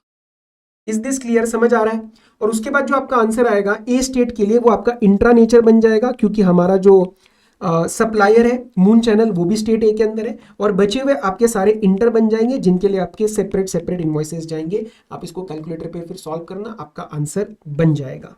ठीक है, तो सेक्शन 13 पे बढ़ने से पहले मैं आपको एक बार सेक्शन 12 के सारे सबसेक्शन का दोबारा एक माइंड मैप देना चाहता हूँ। Let's start quickly. 12(1) is the basic applicability, 12(2) is the default provision, 12(3) is the immovable property, 12(4) is the performance kind of a services, जैसे आपका केटरिंग हो गया, कॉस्मेटिक सर्जरी वगैरह हो गया, और इसके अंदर पर्सनल ट्रेनिंग भी हो जाएगा। 12(5) is the training and performance appraisal, 12(6) हमने इवेंट में एंट्री ली, फिर देखा किसने ऑर्गेनाइज किया है, event organisation, that is the 12(7). उसके बाद 12(8) में आपने माल भेजा, गुड्स भेजे, उसके बाद हम खुद चले गए, और उसके बाद हम बोर हो रहे थे तो हमने सर्विसेज ऑन बोर्ड कन्वेंस ले ली, और हाथ में चाहिए होता है फोन, तो 12(11) में टेलीकॉम। उसके बाद देखा बैंक बैलेंस कितना है 12(12) के अंदर, और उसके बाद जो इंश्योरेंस के काम तो लास्ट में याद आते हैं, और उसके भी लास्ट में आते हैं सरकारी काम, तो एडवर्टीजमेंट सर्विस टू गवर्नमेंट। कई बच्चे इसको कैसे लर्न करते क्लास के अंदर, ये तो बेसिक याद रहेगा। सबसे पहले घर का काम, घर सबसे इंपॉर्टेंट है जी, 12(3). उसके बाद हम देखेंगे 12(4), क्योंकि उसके अंदर परफॉर्मेंस करना है, घर के अंदर जिम वगैरह रहेगा, खाना वाना खाएंगे। ठीक है, उसके बाद हम थोड़ा ट्रेनिंग वेनिंग करेंगे, ट्रेनिंग और परफॉर्मेंस अप्रेजल अपने को अपस्किल करेंगे, और उसके बाद जाएंगे हम एक इवेंट में, तो इवेंट में एंट्री लेंगे और देखेंगे इवेंट कैसा हुआ, और उसके बाद हम कोरियर कर देंगे 12(8) का। उसके बाद हम खुद निकल जाएंगे 12(9) के अंदर, लेकिन बोर हो जाएंगे तो सर्विसेज ऑन बोर्ड कन्वेंस लेंगे, और हाथ में चाहिए रहेगा फोन, दैट इज 11 टेलीकॉम। ठीक है। ये सारा होने के बाद देखा बैंक बैलेंस कितना है भाई, एक बार देख लेते खर्चे होने के बाद, तो दैट इज 12 जो आपका बैंकिंग फाइनेंशियल वगैरह रहता है, स्टॉक ब्रोकिंग और इंश्योरेंस का काम लास्ट में आता है, और उसके भी लास्ट में आएगा आपका सरकारी काम, that is advertisement service to government. ये था आपका सेक्शन नंबर 12। अब मैं आपके साथ चलता हूँ सेक्शन नंबर 13 की तरफ। सेक्शन नंबर 13 में क्या है, लोकेशन ऑफ सप्लायर और रेसिपिएंट इज आउटसाइड इंडिया। एक आदमी बाहर है, एक इंडिया में है, यहाँ पे B2B B2C की बात अपन नहीं करेंगे। 13 से लेके 13 चलेगा। वही पहला subsection is about the applicability and second subsection is about the default provisions. Let's start. Default provisions मतलब कोई भी स्पेसिफिक सबसेक्शन नहीं लगा, यहां पे आपका आंसर क्या बनेगा, लोकेशन ऑफ रेसिपिएंट अगर वो आपके सप्लायर के ऑर्डिनरी कोर्स ऑफ बिजनेस में अवेलेबल है तो। In section number 12 we had used the language available on record. यहां पे मैं रिकॉर्ड से ज्यादा एक वाइडर वर्ड दे रहा हूं, in ordinary course of business if you have the address of the recipient, वो answer of place of supply बन जाएगा, वरना तीर घुमा के वापस लाना पड़ेगा। नेक्स्ट हम बात करेंगे सेक्शन नंबर 13 सबसेक्शन 3 का। Very very very important, please इसको अच्छे से समझना। परफॉर्मेंस बेस्ड सर्विस मतलब it can be with respect to the goods, it can be with respect to the individuals. इसका मतलब होता है you require the goods, you require that individual in order to perform the service. जैसे for example अगर मुझे physical installation of machine करना है तो भैया मुझे मशीन साथ में चाहिए रहेगा ना हाथ में, तो that is a performance based service. अगर मुझे वेयर हाउसिंग ऑफ गुड्स करना है तो मुझे वेयर हाउसिंग के लिए आपके गुड्स चाहिए रहेंगे। अगर मुझे आपके ऊपर कोई मेकअप ट्रीटमेंट करना है, आपको सिक्योरिटी सर्विस देनी है, तो मैं आपके साथ रहूंगा ना, आप मुझे चाहिए in person, I require you, so this is known as the performance based service. अब देखो इस केस में आपका प्लेस ऑफ सप्लाई क्या बनेगा, location where the services are actually perform, wherever the services are actually perform. क्या ये बात समझ में आई? अब गुड्स वाले में there are two exceptions. Exception मतलब the place of supply will not be where the services are actually perform but rather something else. Exception number 1 is when the services are provided on remote location, remote basis, remote location. Sir एक example लेते हैं इसका, just pay attention. Suppose यहाँ पे एक engineer है और ये इंजीनियर है बेंगलोर में, और ठीक है ये बेंगलोर है, क्या लिख दिया ये मैंने, बेंगलोर। और सपोज यहाँ पे एक क्लाइंट है उनका जो कि यूएस के अंदर है, और इन क्लाइंट का जो लैपटॉप है उसके ऊपर कुछ काम करके देना है, some installation service is going to be given which is going to be taken on a remote basis. हम रिमोट पे लेंगे और हम इसको रिमोट बेसिस पे काम करके देंगे। अगर मैं इसको एक्सेप्शन में नहीं डालता तो answer of place of supply क्या बनता, where the services are perform, that is India. लेकिन ये सही बात नहीं है, माल जो है वो गुड्स जो है वो यूएस के अंदर है, वहां पे उसका बेनिफिट लिया जाएगा, तो ये बन जाएगा एक्सेप्शन। तो इस केस के अंदर आपका आंसर बनेगा where the goods are located, the location of the goods at the time of performance of service। तो ये एक्सेप्शन बना। अगर एक्सेप्शन नहीं बनता तो आंसर क्या होता, where the services are perform, that is Bangalore India. But ये एक्सेप्शन के अंदर फॉल करेगा और आंसर क्या बनेगा, the location of the goods at the time of performance of service, that happens to be the United States. क्या ये आपको बात समझ में आई? ये मेरा एक्सेप्शन नंबर 1 था। एक्सेप्शन नंबर 2 के अंदर क्या हो रहा है, the goods are temporarily imported into India, the goods are temporarily imported into the India for the purpose of repair treatment process. उसके बाद रिपेयर ट्रीटमेंट प्रोसेस होने के बाद मैं गुड्स को इंडिया में यूज नहीं करूंगा, मैं उतना ही यूज करूंगा जितना it is indispensable for the purpose of the process या रिपेयर या ट्रीटमेंट, मतलब जितना मुझे यूज करने की जरूरत है। फॉर एग्जांपल मैंने कैलकुलेटर को रिपेयर करने के लिए इंडिया में मंगवाया, so in this case the recipient is outside India, I am the supplier in India, तो मैं सिर्फ इतना तो चेक करूंगा ना भाई कि 2+2 4 हो रहा है या नहीं हो रहा, इतना तो चेक करूंगा ही ना। लेकिन मैं ये नहीं कि मैं इसको पूरा 2 महीने एक बैच के अंदर यूज करूंगा then I will export back, तो ये एक्सेप्शन में फॉल नहीं करेगा। टेम्पररी आपने मंगवाया, इंडिस्पेंसिबल यूज आपने किया, लेकिन अदर देन दैट आपने कोई यूज नहीं किया, करने के बाद आपने गुड्स को वापस भेज दिया, the goods were sent back to the US, that is the foreign से आपने जहां से भी मंगवाया था। इस केस में आंसर क्या बनेगा, since this is an exception the answer will not be where the services are actually performed but rather the answer will be the location of recipient, otherwise तीर घुमा के वापस लाना पड़ेगा, तो कहीं ना कहीं डिफॉल्ट प्रोविजन यहाँ पे लग जाएंगे। आपको बात समझ में आई? सर इसके पीछे का लॉजिक, गुड्स बाहर यूज होने वाली है, रिपेयर यहाँ हुआ लेकिन गुड्स का यूज बाहर होने वाला है, तो उसको वहां पे आंसर बनने दो प्लेस ऑफ सप्लाई का rather than being in India. Sir अगर इसको यूज किया तो, अगर यूज किया तो एक्सेप्शन नहीं लगेगा, फिर नॉर्मल लॉ लगेगा, where the services are perform, that is India. इसका एक क्वेश्चन है, क्लासिक क्वेश्चन है जोगिंदर ड्रिल्स का, जो मैं आपको भी कराऊंगा और उसमें हम चीजें और देख लेंगे। ठीक है चलो, so these 2 exceptions are done with respect to individuals I have done. अब ये क्या बोल रहा है, in case of cutting polishing activity for unpolish diamonds which are temporarily imported into India. ये एक्जैक्टली वही बात कर रहा है कि अगर कटिंग पॉलिशिंग के लिए भी आपने इंडिया में मंगवाया एंड आपने इंडिया में उसको यूज नहीं किया, वापस भेज दिया, तो यहाँ पे भी आप डिफॉल्ट प्रोविजन लगाएंगे, ना कि where the services actually perform. 13.4 is exactly like your 12.3 that is immovable property. तो there are some services we have perform with respect to the property, the answer will be the location और intended location of the property. Sir यहाँ पे अगर property outside India हुई तो वो property outside India का location ही रखना है आंसर, या उसको भी खींचातानी करनी है? नहीं नहीं नहीं नहीं, यहाँ पे कोई लोकेशन ऑफ रेसिपिएंट वगैरह खींचातानी करने की जरूरत नहीं है, वो सेक्शन 12 के अंदर करना है। In 13(4) the answer will remain the location और intended location of the property. Is it clear? चलो 13(5) इवेंट। अब यहाँ पे जो इवेंट है अलग अलग नहीं है, इधर organization is covered as well as the admission is covered, the place of event will be the answer of the place of supply. And 13(6) and 13(7) को जरा ध्यान से समझना है, यहाँ पे थोड़ा सा गड़बड़ होता है। देखो 13(3) हमने कर लिया परफॉर्मेंस बेस्ड सर्विसेज, 13(4) हमने किया इमेबल प्रॉपर्टी, और 13(5) हमने किया इवेंट ऑर्गेनाइजेशन प्लस एडमिशन। अगर ये जो तीनों आपकी सर्विसेज में से कोई भी एनी वन ऑफ देम, मतलब जिसकी भी हम बात करेंगे क्वेश्चन में, अगर ये मोर देन वन लोकेशन होता है इंक्लूडिंग इंडिया, मतलब काइंड ऑफ आप कह लो मोर देन वन कंट्री, तो उस केस में आंसर क्या बन जाएगा? जो भी इंडिया का लोकेशन उसके अंदर इन्वॉल्व है वो आपका answer of place of supply बन जाएगा। मतलब फॉर एग्जांपल द प्रॉपर्टी के रिस्पेक्ट में कोई काम हो रहा है and property is in Delhi, plus उसकी एक प्रॉपर्टी यूके में है, प्लस एक प्रॉपर्टी लंदन में। अब आपने एक ही कॉन्ट्रैक्ट के अंदर तीनों को ले लिया, तो उस केस में पूरे के पूरे का आंसर इंडिया बन जाएगा। And if it is happening in India in more than one state, तो वहां पे लग जाएगा आपका 13 सबसेक्शन 7। ये था आपका 13 subsection 6, more than one location including in taxable territory. लेकिन 13(7) जो है that is more than one state in India, तो वहां पे 13(7) बनेगा और वहां पे आपके रूल्स निकल के आएंगे। पे अटेंशन कैसे? पहली बात तो वही लाइन डालनी है, that is the contract agreement, but if it is silent we will apply the following rules. Pay attention. हमने तीन चीजों के बारे में बात करनी है, 13(3) के बारे में बात करनी है, 13(4) के बारे में बात करनी है, 13(5) के बारे में बात करनी है। 13(4) के रिस्पेक्ट में हम लगाते रूल नंबर 4 ही। रूल नंबर 4 जो ऊपर पढ़ लिया था हमने 12(3) के साथ, you remember single property separate property, वही एज इट इज यहां लगाना है। हम अलग से रूल 8 के अंदर कुछ भी नहीं बताएंगे। 13(5) में हम लगाते रूल 9, लेकिन रूल 9 भी गेस व्हाट, वो अलग से कुछ नहीं बताता, वो कहता है apply rule 5 only that we have covered in 12(7). वो आप 12(7) के अंदर ही लगाओ, जनरली एक्सेप्टेड अकाउंटिंग प्रिंसिपल्स। लेकिन जो हमारा 13(3) है परफॉर्मेंस बेस्ड सर्विस, इसमें कोई सेक्शन 12 जैसी बात नहीं है, तो यहाँ पे हमें एक नए तरीके से रूल 7 कुछ आके बताएगा। तो यहाँ पे कहानी क्या चल रही है? परफॉर्मेंस बेस्ड सर्विस हो रही है, मोर देन वन स्टेट में हो रही है, इंडिया के अंदर हो रही है। If it is a service related to individuals, अब वहां पे गैप लगाइए। गैप मतलब अलग से कुछ नहीं करना, the question will tell us what the accounting principles are. If it is a same good or it is a different good, sir इसका एग्जांपल भी अभी करा दो, समझना आराम से। If it is a same good, आप इसको इक्वली डिवाइड करिए। सर नहीं समझ में आ रहा हमें, आप एक बार एग्जांपल से सुनो मेरी बात। सप्लायर हूं मैं, दैट इज इन इंडिया, मैं इंडिया का लोकेशन है, और रेसिपिएंट इज आउटसाइड इंडिया। तो हमने लगाया section number 13। Let's say it is a case of testing of service, physical testing of service. So this is 13(3) performance based service and it is happening in Delhi and it is happening in let's say Maharashtra. So now this is more than one state, तो ये क्या बन जाएगा? ये बन जाएगा 13(7).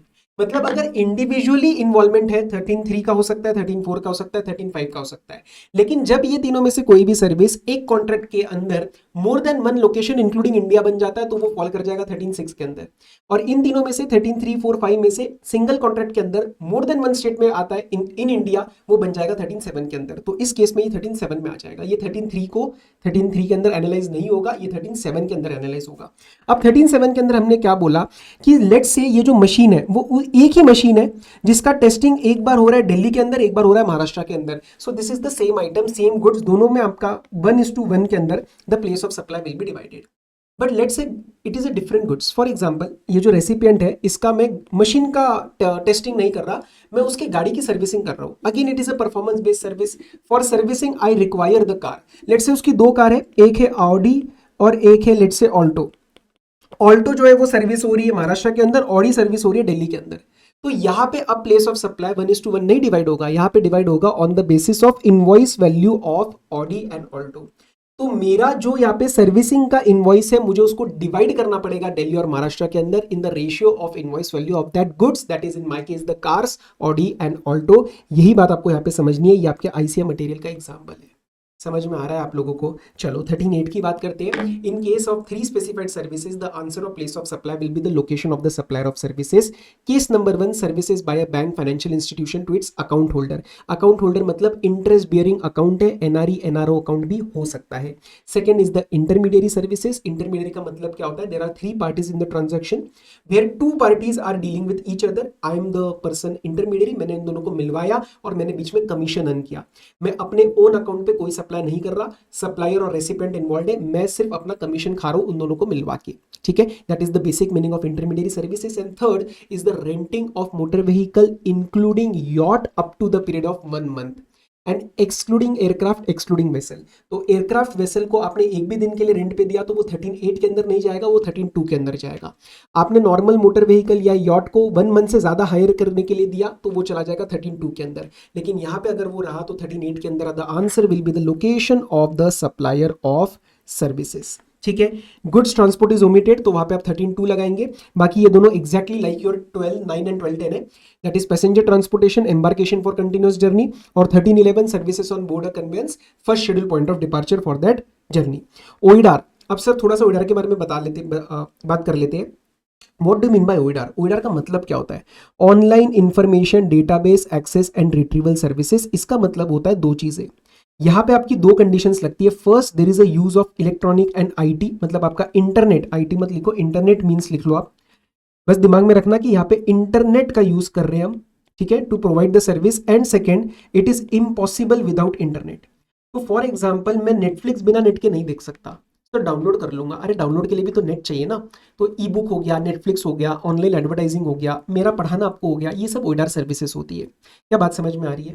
इसी के रिस्पेक्ट में there is one more term that I want to use little but मैं लिटिल लेटर, लेकिन मैं आपको बता के छोड़ता हूँ। नॉन टैक्सेबल ऑनलाइन रेसिपिएंट, ये क्या टर्म होता है? When the supplier is of OIDAR and he is operating from non taxable territory abroad, और इंडिया में हमारा रेसिपिएंट है जो कि अनरजिस्टर्ड है, स्पेसिफिकली ओइडार की बात हो रही है, तो उस केस में इसको बोला जाता है नॉन टैक्सेबल ऑनलाइन रेसिपिएंट। अब सर प्लेस ऑफ सप्लाई में जो हम बात करेंगे ओइडार के रिस्पेक्ट में, what will be the answer of the place of supply? The answer will be the location of the recipient provided any two of the non contradictory conditions are complied. मतलब आपको 5-6 conditions दी हुई है, उसमें से कोई भी 2 conditions लग जानी चाहिए। अगर वैसा हुआ तो answer will be the location of recipient India. सुनो, in general place of supply will be the location of recipient, लेकिन उसको इंडिया कब मानेंगे? जब इनमें से कोई भी 2 कंडीशंस एंड प्रोवाइडेड वो आपस में कॉन्ट्राडिक्टरी नहीं होनी चाहिए, and any 2 conditions are satisfied. What are the condition satisfied? आपका बिलिंग एड्रेस इंडिया का है, आपका आईपी एड्रेस इंडिया का है, आपका कार्ड जो है RuPay, debit card, visa, master card, वो इंडिया में इशू हुआ है, आपका सब्सक्राइबर आइडेंटिटी मॉड्यूल आपने इंडिया का दिया है, आपका मोबाइल नंबर आपने +91 का दिया है, आपका क्रेडिट कार्ड या जो भी लैंडलाइन नंबर है वो इंडिया का है। तो दिस शोज काइंड ऑफ, इसको बोलेंगे सर्कमस्टेंशियल एविडेंस। तो ये सर्कमस्टेंशियली मुझे शो करेगा कि रेसिपिएंट इंडिया में है, हम आंसर इंडिया में बना देंगे और इंडिया में प्लेस ऑफ सप्लाई बन जाएगा। 1313 इज अ नोटिफाइड सर्विसेज। यहाँ पे 2 चीजें आपको याद रखनी है। In case of 2 services, here the answer of place of supply will be the location of recipient. Sir ये नोटिफाइड क्यों बोल रहे हो? ये क्रॉस बॉर्डर ट्रांजैक्शंस में नॉन टैक्सेशन या डबल टैक्सेशन अवॉइड करने के लिए लाए गए हैं। And the 2 services that we are talking about is the pharma sector, R&D sector. Pharma sector का R&D सेक्टर मतलब फार्मास्यूटिकल इंडस्ट्री में R&D की बात कर रहा हूं। And B2B MRO, maintenance, repair, overall ठीक ठाक करना। क्या? वेसल के इंजन, वेसल के पार्ट्स, या फिर एयरक्राफ्ट के इंजन, एयरक्राफ्ट के पार्ट्स। इन दोनों में आपको लोकेशन ऑफ रेसिपिएंट आंसर बनाना है प्लेस ऑफ सप्लाई का। इस फार्मा वाले में बस ध्यान रखना है 1-2 और conditions, that supply should be as per the contract between supplier and recipient and all conditions of export of service are complied except that the place of supply is outside India. क्योंकि ऐसा क्यों बोला? क्योंकि place of supply के लिए 1313 में notification अलग से आता है, तो उसको छोड़ के वो कह रहे हैं बाकी कंडीशंस तो पूरी करो एक्सपोर्ट की, जो मैं आपको भी बताऊंगा जस्ट इन 5 to 7 मिनट्स। ठीक है, तो दोनों के अंदर लोकेशन ऑफ रेसिपिएंट को आंसर बनाना मत भूलना। 1313 के अंदर मैं एक बार आपको फटाफट से 13 के भी सारे सबसेक्शन बता देता हूं फिर से। ठीक है, जस्ट एक ब्रीफ रिवीजन फटाफट से क्या क्या पढ़े थे ताकि आपको थोड़ा कॉन्फिडेंस है। 13.1 is the applicability, that is one of them is outside India. 13.2 is the default provision, यहाँ पे B2B B2C का कोई कंसेप्ट नहीं है। रेसिपिएंट का लोकेशन ऑर्डिनरी कोर्स के अंदर है तो ठीक है, न तो तीर घुमा के वापस लोकेशन ऑफ सप्लायर बना देना। 1313 is the performance based services, जहां पे हमने आंसर बनाया था where the services are actually perform, चाहे वो गुड्स का हो चाहे वो इंडिविजुअल का हो। गुड्स वाले में there was 2 exception. Exception number 1 is remote means, जहां पे answer of place of supply बनता है लोकेशन ऑफ द गुड्स जब सर्विस दी जा रही है। और सेकंड केस में जो हमने एक्सेप्शन पढ़ा था that is the temporary repair treatment process के लिए आपने इंडिया में उसको इंपोर्ट किया है और करने के बाद आप उसको बिना यूज या फिर वो यूज जो कि इनडिस्पेंसिबल है अपने सप्लाई के लिए, तो वो करके हम उसको बाहर भेज देंगे। Here the answer will be as per kind of like the default provision, that is location of recipient, otherwise तीर घुमा के वापस। यस, एंड इंडिविजुअल के केस में again the answer will be where the services are perform. 13.4 is the immovable property, location और intended location. 13.5 is the event admission plus organisation where the event is actually held. अगर इन दोनों इन तीनों में से 13.3, 13.4, 13.5 if it is happening in more than one location including India, तो ये बन जाता है 13.6, answer of place of supply will B that location in India. And if it is in more than one state in India, तो वहां पे लग जाता है 13 सबसेक्शन 7, जहां पे इमेबल प्रॉपर्टी और आपका इवेंट वाले कुछ और नहीं कहते, वही बोलते जो सेक्शन 12 में बात कवर करी थी। और आपके परफॉर्मेंस वाले में it depends whether it is a same good, different good और इंडिविजुअल। इंडिविजुअल में गैप लग जाएगा, सेम गुड में 1:1 या जो भी रेशियो वो लग जाएगा, 3 है तो 1:1, और अगर डिफरेंट गुड्स है तो आपको क्या यूज करना है, then in that case you have to use ratio of invoice value of goods, ratio of invoice value of goods. क्या आप चीज़ों को हैंडल कर पा रहे? हाँ सर हम हैंडल कर पा रहे, आगे बढ़िए। ये हो गया हमारा 13.7 तक। उसके बाद 13.8 में हमने 3 सर्विसेज पढ़े थे, जहाँ पे the answer of place of supply is the location of supplier. Account holder वाला पढ़ा था, और हमने इंटरमीडियरी वाला पढ़ा था, और अपने हायरिंग वाला पढ़ा था up to 1 month including yacht except vessel except aircraft. उसके बाद 13.9 वॉज ओमिटेड, गुड्स ट्रांसपोर्ट में आप 13.2 ही लगा रहे हैं आज के इसमें। 13.10 is passenger transportation embarkation for continuous journey. 13.11 services on board conveyance first schedule point of departure. 13.12 is OIDAR location of recipient, India बनाना है अगर 2 नॉन कॉन्ट्राडिक्टरी कंडीशंस कंप्लाई हो जाए।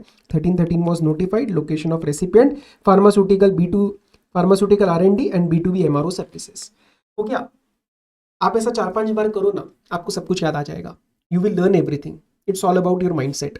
ठीक है, चलो अब मैं आगे बढ़ना चाहता हूं आपके साथ सेक्शन नंबर 7 के अंदर, दैट इज इंटरस्टेट का मीनिंग। सेक्शन नंबर 8 के अंदर दैट इज इंट्रास्टेट का मीनिंग। देखो एक जनरल में तो आपको पता है क्या मतलब होता है इंटरस्टेट इंट्रास्टेट का। Import export everything is interstate.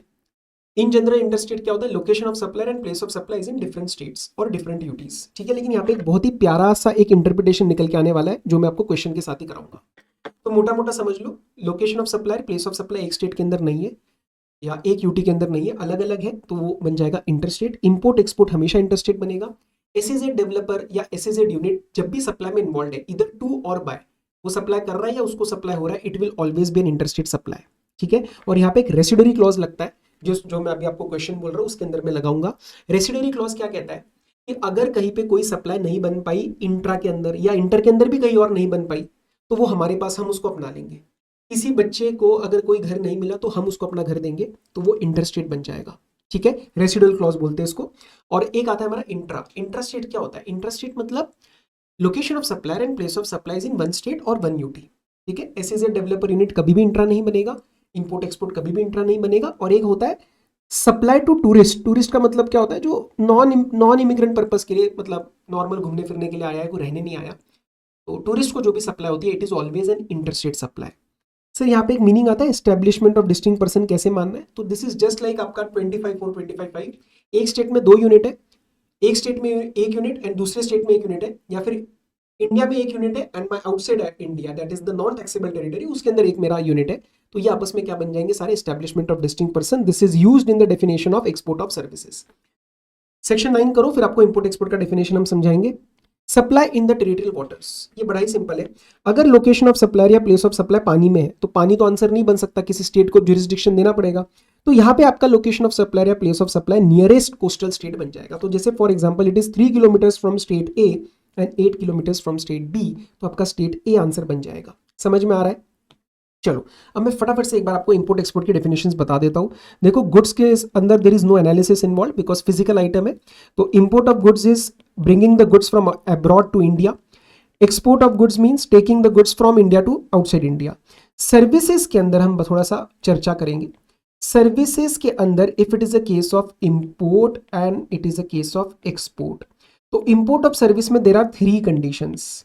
Condition number 1 is the supplier is in non-taxable territory, recipient is in taxable territory India, मतलब सप्लायर बाहर है, रेसिपिएंट इंडिया में है, and it is a case of what? Place of supply being in India, that is taxable territory. Export में ये तीनों तो एकदम उल्टे हो जाएंगे। Supplier is in taxable territory, recipient is in non taxable territory, place of supply is abroad that is non taxable territory. और 2 condition साथ में लग जाएंगी। वो 2 कंडीशंस क्या है? 4th and 5th कंडीशन आप इसको लिखो।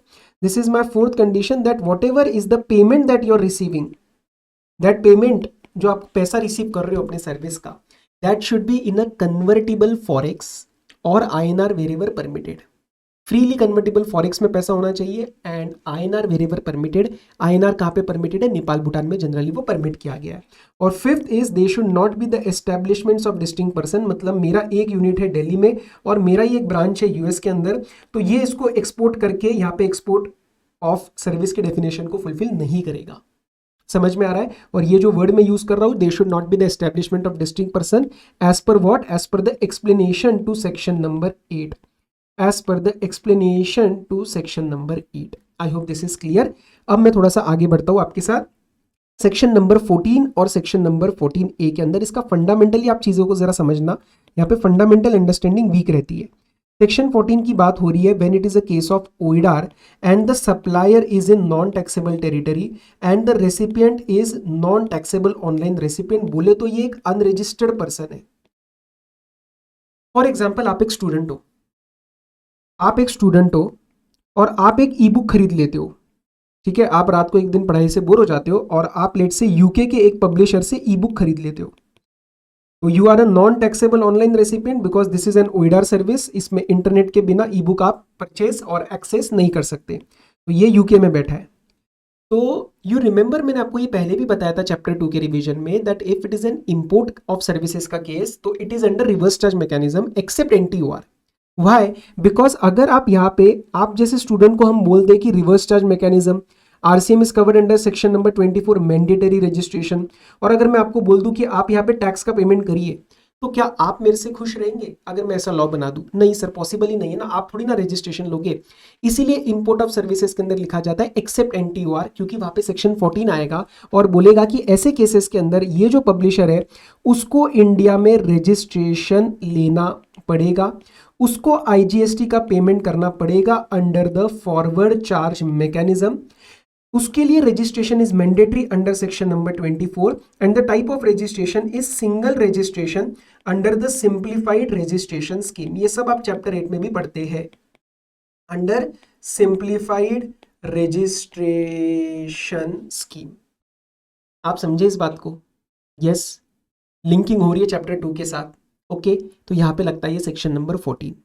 और सिमिलरली अगर मैं सेक्शन नंबर 14A की बात करूं, अगर सेक्शन नंबर 14A की बात करूं तो वो बात करता है ऑनलाइन मनी गेमिंग के बारे में। और पता है आपको ऑनलाइन मनी गेमिंग क्या होता है? Online money gaming is just the online gaming but involvement of money और money's worth including the virtual digital assets. लेकिन ऑनलाइन गेमिंग इज ओइडार।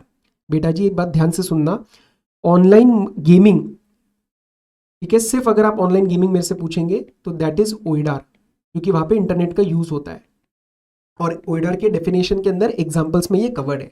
लेकिन online money gaming is not an OIDAR, वो OIDAR नहीं है।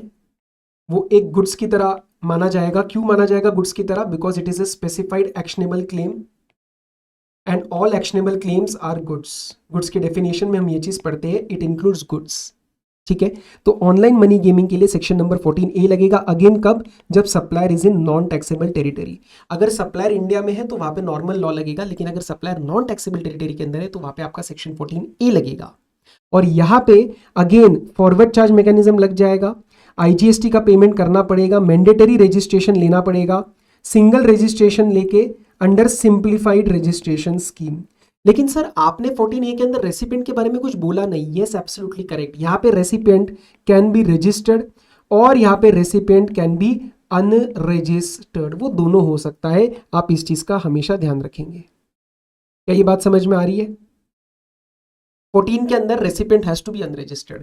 तो मैंने एक छोटा सा यहाँ पे एक वन लाइनर दिया है, देखना आपको ये काम आएगा स्ट्रक्चर थिंकिंग के अंदर। That in OIDAR, the supplier is non-taxable territory. He has to pay IGST under forward charge mechanism only if recipient is unregistered, that is NTOR. But in online money gaming, the supplier has to pay the IGST regardless of the status of the recipient. समझ में आया ये चीज? चलो मैं आपको इसके साथ एक क्वेश्चन कराना चाहता हूँ जोइन द ड्रिल्स का, जो कि बहुत ही प्यारा सवाल है। एक दो और सवाल भी देख लेते। चलो उससे पहले महेंद्र गोयल, आप ना नाम से मत कंफ्यूज होना। नाम इंडियन लग रहा है, नहीं, वहां पे ये आईसी आपके साथ गड़बड़ करेगा। हमें नाम नहीं, हमें काम देखना है। काम मतलब लोकेशन देखना है कहाँ का है। तो he is an interior decorator providing the services to mister Harish Jain with respect to 2 properties. Determine the place of supply. Case number 1 में वो बोल रहा है कि लोकेशन मिस्टर महेंद्र गोयल का दिल्ली है और location of mister Harish Jain जो है वो महाराष्ट्र है। तो जब ये दिल्ली और महाराष्ट्र हो जाएगा तो we will apply section number 12। ठीक है, थोड़ा सा स्ट्रक्चर थिंकिंग करो, सेक्शन नंबर 12 लगेगा। प्रॉपर्टी अगर न्यूयॉर्क में है तो हम सबसे पहले बोलेंगे लोकेशन और intended location that is New York, but since it is abroad तो हम उसको खींच के लेके आ जाएंगे लोकेशन ऑफ रेसिपिएंट की तरफ, तो यहाँ पे आंसर बन जाएगा महाराष्ट्र। लेकिन सेकंड केस में अगर दिल्ली और न्यूयॉर्क है, location of mister Harish Jain is New York, तो इस केस में हमारा कौन सा सेक्शन लगेगा? We will be applying section number 13 subsection 4, और यहाँ पे whatever is the location वही आंसर बनेगा, दैट इज पेरिस फ्रांस। ठीक है, चलो। Mister Jigar an unregistered person based in Delhi hires a yacht from a company based in London for 20 days। तो up to 1 month है, इंक्लूडिंग यॉट है, तो यहाँ पे आपका लग जाएगा 13/8 and the answer will be the location of supplier जो कि है आपका yacht which is from the based company based in London, तो आपका लंडन आंसर बनेगा। समझ में आ रहा है आपको ये चीज? चलिए,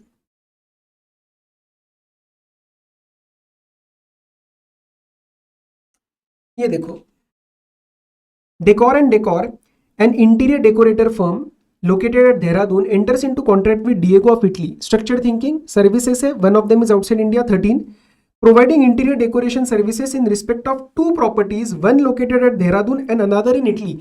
तो नॉर्मली तो ये 13/4 में फॉल करता, लेकिन अब ये मोर देन वन लोकेशन में हो रहा है इंक्लूडिंग इंडिया, तो ये चला जाएगा 13/4 नहीं बल्कि 13/6 के अंदर, and the answer will be the location in India that is Dehradun Uttarakhand for both of the properties. अगर आपको टैक्स बचाना था तो आप दोनों को अलग अलग कॉन्ट्रैक्ट्स में जाते, सेपरेट कॉन्ट्रैक्ट्स का काम करते, तो एक में 13/4 लग जाता, दूसरे में भी 13/4 लग जाता, लेकिन एक में आंसर देहरादून बनता और एक में आंसर इटली बनता। आपने एक ही कॉन्ट्रैक्ट में दोनों प्रॉपर्टीज का काम किया, तो ये केस फिसल के 13/7 के अंदर 13/6 के अंदर चला गया। ये क्वेश्चन में जरा इंपॉर्टेंट है, मैं इसको डिस्कशन में लूंगा, थोड़ा सा समझना इसका बेसिक्स। मैं इसका आपको डिटेल में जो सॉल्यूशन है मतलब अभी भी बताऊंगा, लेकिन एक प्रॉपर डिटेलिंग जैसे होती है वो हम सुपर 50 सुपर 75 में लेकर चलेंगे। चलो आओ। Joinder Drills of Australia is exports rough rock cutting diamond to Ankit Enterprises, registered supplier in Haryana. Ankit Enterprises is expected to process them into tools and export the same to the supplier in Australia. The process does not involve any sophisticated process other than the polishing, cutting वगैरह. Ankit requests Joinder Drills for use of such tools for 3 months, which is agreed to by the supplier. अगर ये India में use करेगा तो answer अब place of performance बनेगा, अगर ये बिना यूज बाहर भेज देता तो आंसर ऑस्ट्रेलिया बनता, लेकिन अब आंसर हरियाणा बन जाएगा क्योंकि उसने यूज किया। It then exports it to the Australian supplier, invoicing for 12 lakh. Mr. Ankit, MS Ankit Enterprises is of the assumption that it is an export transaction and therefore it is entitled to treat it as a zero rated supply, which is wrong. Why is it wrong? Export of service के लिए one of the conditions of the place of supply is outside India होनी चाहिए, लेकिन यहाँ पे आपका place of supply Haryana बन रहा है। लेकिन ये तो ठीक है सर, ये तो सबको समझ में आता है, लेकिन कहानी आती है कि इसका नेचर कैसे डिटरमिन करेंगे। कई बच्चे सोचते हैं कि sir location of recipient is not relevant for determining the nature of supply. No, आज आप ये चीज सीखना, location of recipient is also important for determining the nature of supply. कैसे देखना, देखो यहाँ पे अगर आप लोकेशन ऑफ सप्लायर चेक करेंगे तो लोकेशन ऑफ सप्लायर यहाँ पे बन रहा है हरियाणा, और प्लेस ऑफ सप्लाई भी यहाँ पे क्या बन रहा है? हरियाणा। लेकिन स्टिल ये एक इंट्रा नेचर नहीं बनेगी बल्कि ये इंटर नेचर बनेगी। आपको पता है क्यों? When you see section number 8 that is intra nature supply, वो स्टार्ट होता है subject to section number 10, subject to section number 10 और section number 12। What is the interpretation? इसका मतलब यह है कि प्रोवाइडेड आपका प्लेस ऑफ सप्लाई सेक्शन 10 या सेक्शन 12 से डिटरमिन हो रहा है गुड्स और सर्विस के केस में, तो आपका नेचर इंट्रा बन सकता है, क्योंकि कहीं ना कहीं इसमें अगर आप फील फैक्टर लगाओगे तो सुनने में भी ये ठीक लग रहा है यार, अगर रेसिपिएंट आउटसाइड इंडिया है तो वो इंट्रा नेचर कैसे बन सकता है। तो मैं फिर से बोल रहा हूँ, अगर आपका सेक्शन 12 के हिसाब से, because I am talking about services, में गुड्स की बात अभी नहीं कर रहा, तो अगर सेक्शन 12 के हिसाब से आपका प्लेस ऑफ सप्लाई डिटरमिन हो रहा है तो वो इंट्रा में जा सकता है, लेकिन करंट केस में the place of supply is determined as per section 13, तो वो इंट्रा नहीं बन सकता। सर लेकिन इंटर का अगर आप प्लेस ऑफ सप्लाई ओपन करोगे, इंटर नेचर का सेक्शन अगर आप ओपन करोगे, वो भी स्टार्ट होता है सब्जेक्ट टू 10 और 12। यस एब्सोल्युटली करेक्ट, लेकिन सेक्शन 7 के अंदर नीचे जाके एक रेसिडुअल क्लॉज भी है कि what ever transaction is not covered under section 8 और any of the clauses of this section, उसको हम अपनाएंगे, तो वो रेसिडुअल क्लॉज बन के वो इंटर में फॉल बैक कर जाएगा, वो इंटर नेचर में फॉल बैक कर जाएगा, और यहाँ पे लगेगा IGST। और तीसरी गलती जो होती है that is the calculation of IGST। अब इसमें क्या हुआ है, इन अंकित भाई साहब को लगा था कि ये एक्सपोर्ट है और ये जीरो रेटेड हो जाएगा, तो इन्होंने इनसे अलग से कोई टैक्स लिया ही नहीं है, तो हमें इसी को ग्रॉसअप करना पड़ेगा, डिवाइड बाय 118% करना पड़ेगा, और वो 18% आपका GST आ जाएगा। 12 lakhs डिवाइडेड बाय 118% और वो डिफरेंस आपका 2,04,029 रुपीज। क्या गलती कर दी भाई, 12 लाख में ये तो गलत आ रहा है एक। अच्छा एमआरसी डल गया था इसमें, एक मिनट। डिवाइडेड बाय 118%, हाँ ये बनेगा 183,051, 183,051 ये आपका आईजीएसटी आ जाएगा। एक बार इसको 2 बार रीड करना, आपको समझ में आएगा। ठीक है, ये आपका क्वेश्चन है ऑनलाइन मनी गेमिंग का, सेक्शन 14 है, very plain very simple. Okay, तो अब मैं आपके साथ चलता हूं थोड़े से सर्कुलर्स एंड क्लैरिफिकेशंस की तरफ, आ जाओ। चलो सर्कुलर्स में देखते हैं फटाफट। There are small small things, बहुत ही सिंपल है, आ जाओ। Goods sold to unregistered person in the case of e-commerce. अब ई कॉमर्स में क्या होता है, बहुत बारी जैसे आप अमेजोन से कुछ परचेज करते हैं, the billing address is something else and delivery address is something else. तो फॉर एग्जांपल आप वैलेंटाइन डे के दिन कुछ ऑर्डर करते हो, बिलिंग एड्रेस आपका है लेकिन डिलीवरी एड्रेस किसी और का है, तो यहाँ पे हम क्या लगाएंगे, this will be somewhere like a 10(1) although ये फिजिकल ओटीसी सेल नहीं है, यहाँ पे फोकस वहीं लगेगा जैसे 10(1) में फोकस क्या था, the focus was on the state of the recipient, क्योंकि वहां पे माल जाएगा, यहाँ पे माल कहाँ जाएगा, डिलीवरी एड्रेस पे जाएगा। So that will be the answer of the place of supply. So this is a specific clarification. In this case the place of supply will be the delivery address as recorded on the invoice. Second, custodial securities मतलब custodial मतलब maintaining of securities, custodial services given to the foreign portfolio investors. क्या यहाँ पे 13(8) लगेगा? नहीं sir, because foreign portfolio investors they do not hold any account, वो technically account holder नहीं होते, तो यहाँ पे आपका 13(2) लगेगा। एडवर्टाइजिंग सर्विस में बहुत बड़ी क्या होता है, एक फॉरेन क्लाइंट लेट से उसको इंडिया में कुछ एडवर्टाइजमेंट कराना है, एक बड़ा कोई ऐड लेके आना है, कोई बड़ा प्रोजेक्ट लेके आ रहे हैं, so what they enter is into a one stop solution contract with an ad company in India. वो वन स्टॉप सॉल्यूशन मतलब उनको बोलेंगे आप कंटेंट भी प्लान करो, उसका पूरा डिजाइनिंग करो, वेंडर से जाके बात करो, तो होल एंड सोल एक कॉन्ट्रैक्ट एंटर किया जाता है on a principal to principal basis, और उसके बेसिस पे ये एडवर्टाइजिंग कंपनी मीडिया ओनर से मतलब आगे के जो टीवी हाउसेस वगैरह से जाके अपने क्लाइंट के ऐड के लिए काम करेगी। So in this case the question was कि क्या ये 13(8) के अंदर फॉल करेगा, क्या यहाँ पे एडवर्टाइजिंग कंपनी 13(8) के एक इंटरमीडिएट की तरह काम कर रही है? Answer is no. ये एक अलग कॉन्ट्रैक्ट है और ये एक अलग कॉन्ट्रैक्ट है, दैट इज द P2P के बेसिस पे काम हो रहा है। तो यहाँ पे आपका जो है वो 13(8) नहीं लगेगा, बल्कि आपका यहाँ पे 13(2) लगेगा। एंड यहाँ पे एक और क्वेश्चन आया कि रेसिपिएंट कौन होगा। रेसिपिएंट का मतलब होता है liable to pay the consideration, so that will be the foreign client, not the target audience, not the representative of the foreign client in India, but rather the foreign client itself, वही आपका recipient बनेगा। लेकिन अगर contract के अंदर genuinely advertising company को एक agent की तरह रखा गया, मतलब डायरेक्टली इन दोनों के बीच में कॉन्ट्रैक्ट हो रहा है और ये एडवर्टाइजिंग कंपनी सिर्फ इन दोनों को मिलवा रही है, तो इन that case it will B 13(8) case. ठीक है, इंटरमीडिएट का मतलब मैंने आपको पहले बता दिया है। और हाँ, ध्यान रखना, आउटसोर्सिंग एंड सब contracting is not N intermediary service. मतलब लेट से मैं आपको एक काम दे रहा हूं, मैं आपको बोलता हूं कि आप मेरे लिए कॉन्ट्रैक्ट के अंदर एक सॉफ्टवेयर बना के दो। आपने उस सॉफ्टवेयर के 2 मॉड्यूल्स मतलब एक part of the software making service होती है, आपने 2 मॉड्यूल आपने आउटसोर्स कर दिए मिस्टर ए को। ठीक है, तो क्या यहाँ पे मिस्टर ए इंटरमीडिएरी है? नो। क्या इसने हमें आके मिलवाया? No. So this is a separate P2P contract. हो सकता है वो अल्टीमेटली मेरे लिए काम कर रहा है इनडायरेक्टली, क्योंकि आप मेरे लिए काम कर रहे थे, बट क्या ये इंटरमीडिएरी में फॉल करेगा? क्या ये 13(8) में फॉल करेगा? नहीं साहब, ये आउटसोर्सिंग और ये जो सब कॉन्ट्रैक्टिंग होती है, this is not a case of intermediary. ठीक है, चलो उसके बाद data hosting services which are provided by the service providers of India to cloud computing service providers abroad. For example India में GoDaddy करके कंपनी है, that is a data hosting provider. Let's say there is an Amazon web services which is of US, और फिर Amazon web के अलग अलग customer से पूरे इंडिया में, पूरे बाहर आउटसाइड इंडिया सब जगह। क्वेश्चन ये उठता है कि क्या यहाँ पे GoDaddy 13(8) के अंदर फॉल करेगा, या कहीं पे कोई 13(4) के अंदर फॉल करेगा? कोई प्रॉपर्टी का केस बन रहा है क्या, या कोई परफॉर्मेंस बेस्ड? नहीं सर, ये नॉर्मल 13(2) का डिफॉल्ट प्रोविजन है। यहाँ पे कोई प्रॉपर्टी से लिंक नहीं है, कोई इंटरमीडिएट का चक्कर नहीं है, और कहीं पे कोई गुड्स अवेलेबल वगैरह नहीं कराने, कोई परफॉर्मेंस बेस्ड सर्विस नहीं है। तो यहाँ पे लगेगा आपका सेक्शन नंबर 13 सबसेक्शन 2। सर क्या ये एक्सपोर्ट ऑफ सर्विस बन सकता है? यस बन सकता है, provided the currency foreign currency के अंदर कन्वर्टेबल फॉरेक्स के अंदर पैसा आ रहा है और वो आपकी कंडीशन पूरी हो जाए, तो यस बाकी कंडीशन यहाँ पे पूरी है आपकी एक्सपोर्ट ऑफ सर्विस की। Cargo handling services by the ports to the client. जब क्या होता है, ये जो पोर्ट्स वगैरह अपने क्लाइंट को, जो इंपोर्ट एक्सपोर्टर होते हैं, उनको सर्विसेज देते हैं कार्गो हैंडलिंग की, उसी के अंदर there are services related to wagons, जो बड़े बड़े डब्बे होते हैं। तो वहां पे क्वेरी आया कि क्या यहाँ पे वेगन्स के लिए आपको अलग से इमेबल प्रॉपर्टी का 12(3) या फिर 13(4) लगाना है क्या? No, it is a part of the main supply, composite nature supply, जहाँ पे principal element is the cargo handling services. तो उसी का जो रेट लगेगा वो आपके टोटल पे लग जाएगा, और उसी का प्लेस ऑफ सप्लाई जो डिटरमिन होता है 13(2) के हिसाब से या 12(2) के हिसाब से वो लग जाएगा। आपको अलग से इसको एनालाइज करने की जरूरत नहीं है। Software design services in the ESDM industry, that is the electronic semiconductor design and manufacturing. इसके ऊपर बहुत डिटेल में आपको कुछ समझने की जरूरत नहीं है इंजीनियरिंग के बारे में, बस बेसिक जितना बता रहा हूं उतना समझ लेना। फॉरेन क्लाइंट हमारी Indian ESDM company, let's say Dixon tech करके कंपनी है, जो शेयर्स वगैरह में डील करते हैं उनको पता रहेगा ये।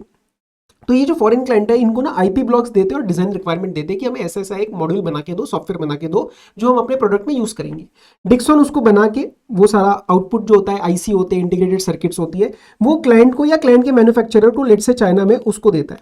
अब ये जो क्लाइंट है वो चाइना के मैन्युफैक्चरर को बोलेगा, चिंकी भाई को बोलेगा कि सुन ना चिंकी भाई, लेट से हमारा जो हम आपको बनाना है, मतलब हम जो मैन्युफैक्चरिंग करने वाले, लेट से वो 1 मिलियन यूनिट्स की है। तो 1 मिलियन यूनिट्स का प्रोडक्शन स्टार्ट करने से पहले हम क्या बोलेंगे, यार एक टेस्टिंग कर लेते हैं, आप एक आइटम बनाओ और वो एक आइटम हम डिक्सॉन को भेजेंगे for the purpose of testing, क्योंकि अंदर का जो सॉफ्टवेयर है वो उन्हीं का है, उनको एक बार ओके करने दो। तो हार्डवेयर के सैंपल्स हम टेस्ट और वैलिडेट करने के लिए भेजेंगे to ensure that it is error free.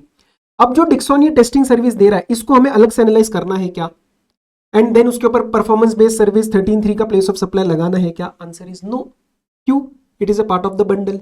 Principal element जो होता है, that is the predominant element, that is this development of the IP blocks and IC जो भी इंटीग्रेटेड सर्किट्स वगैरह बनाए जाते हैं, ये तो उसके साथ में एंसिलरी सर्विस है।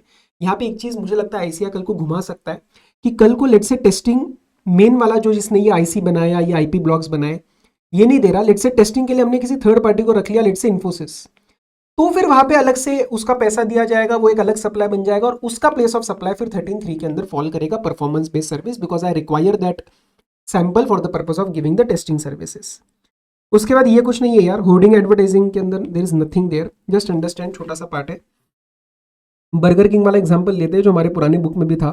बर्गर किंग ने बोला कि हमें एक ऐड लगवानी है, अपने 1+1 एक ऑफर लेके आ रहे हैं, और उन्होंने कॉन्ट्रैक्ट किया लेट से एक ऐड कंपनी को, और वो ऐड कंपनी आगे जाके होर्डिंग वालों से बात करेगी, ठीक है, जैसे वो कपूर वाला एग्जांपल भी था क्वेश्चन के अंदर।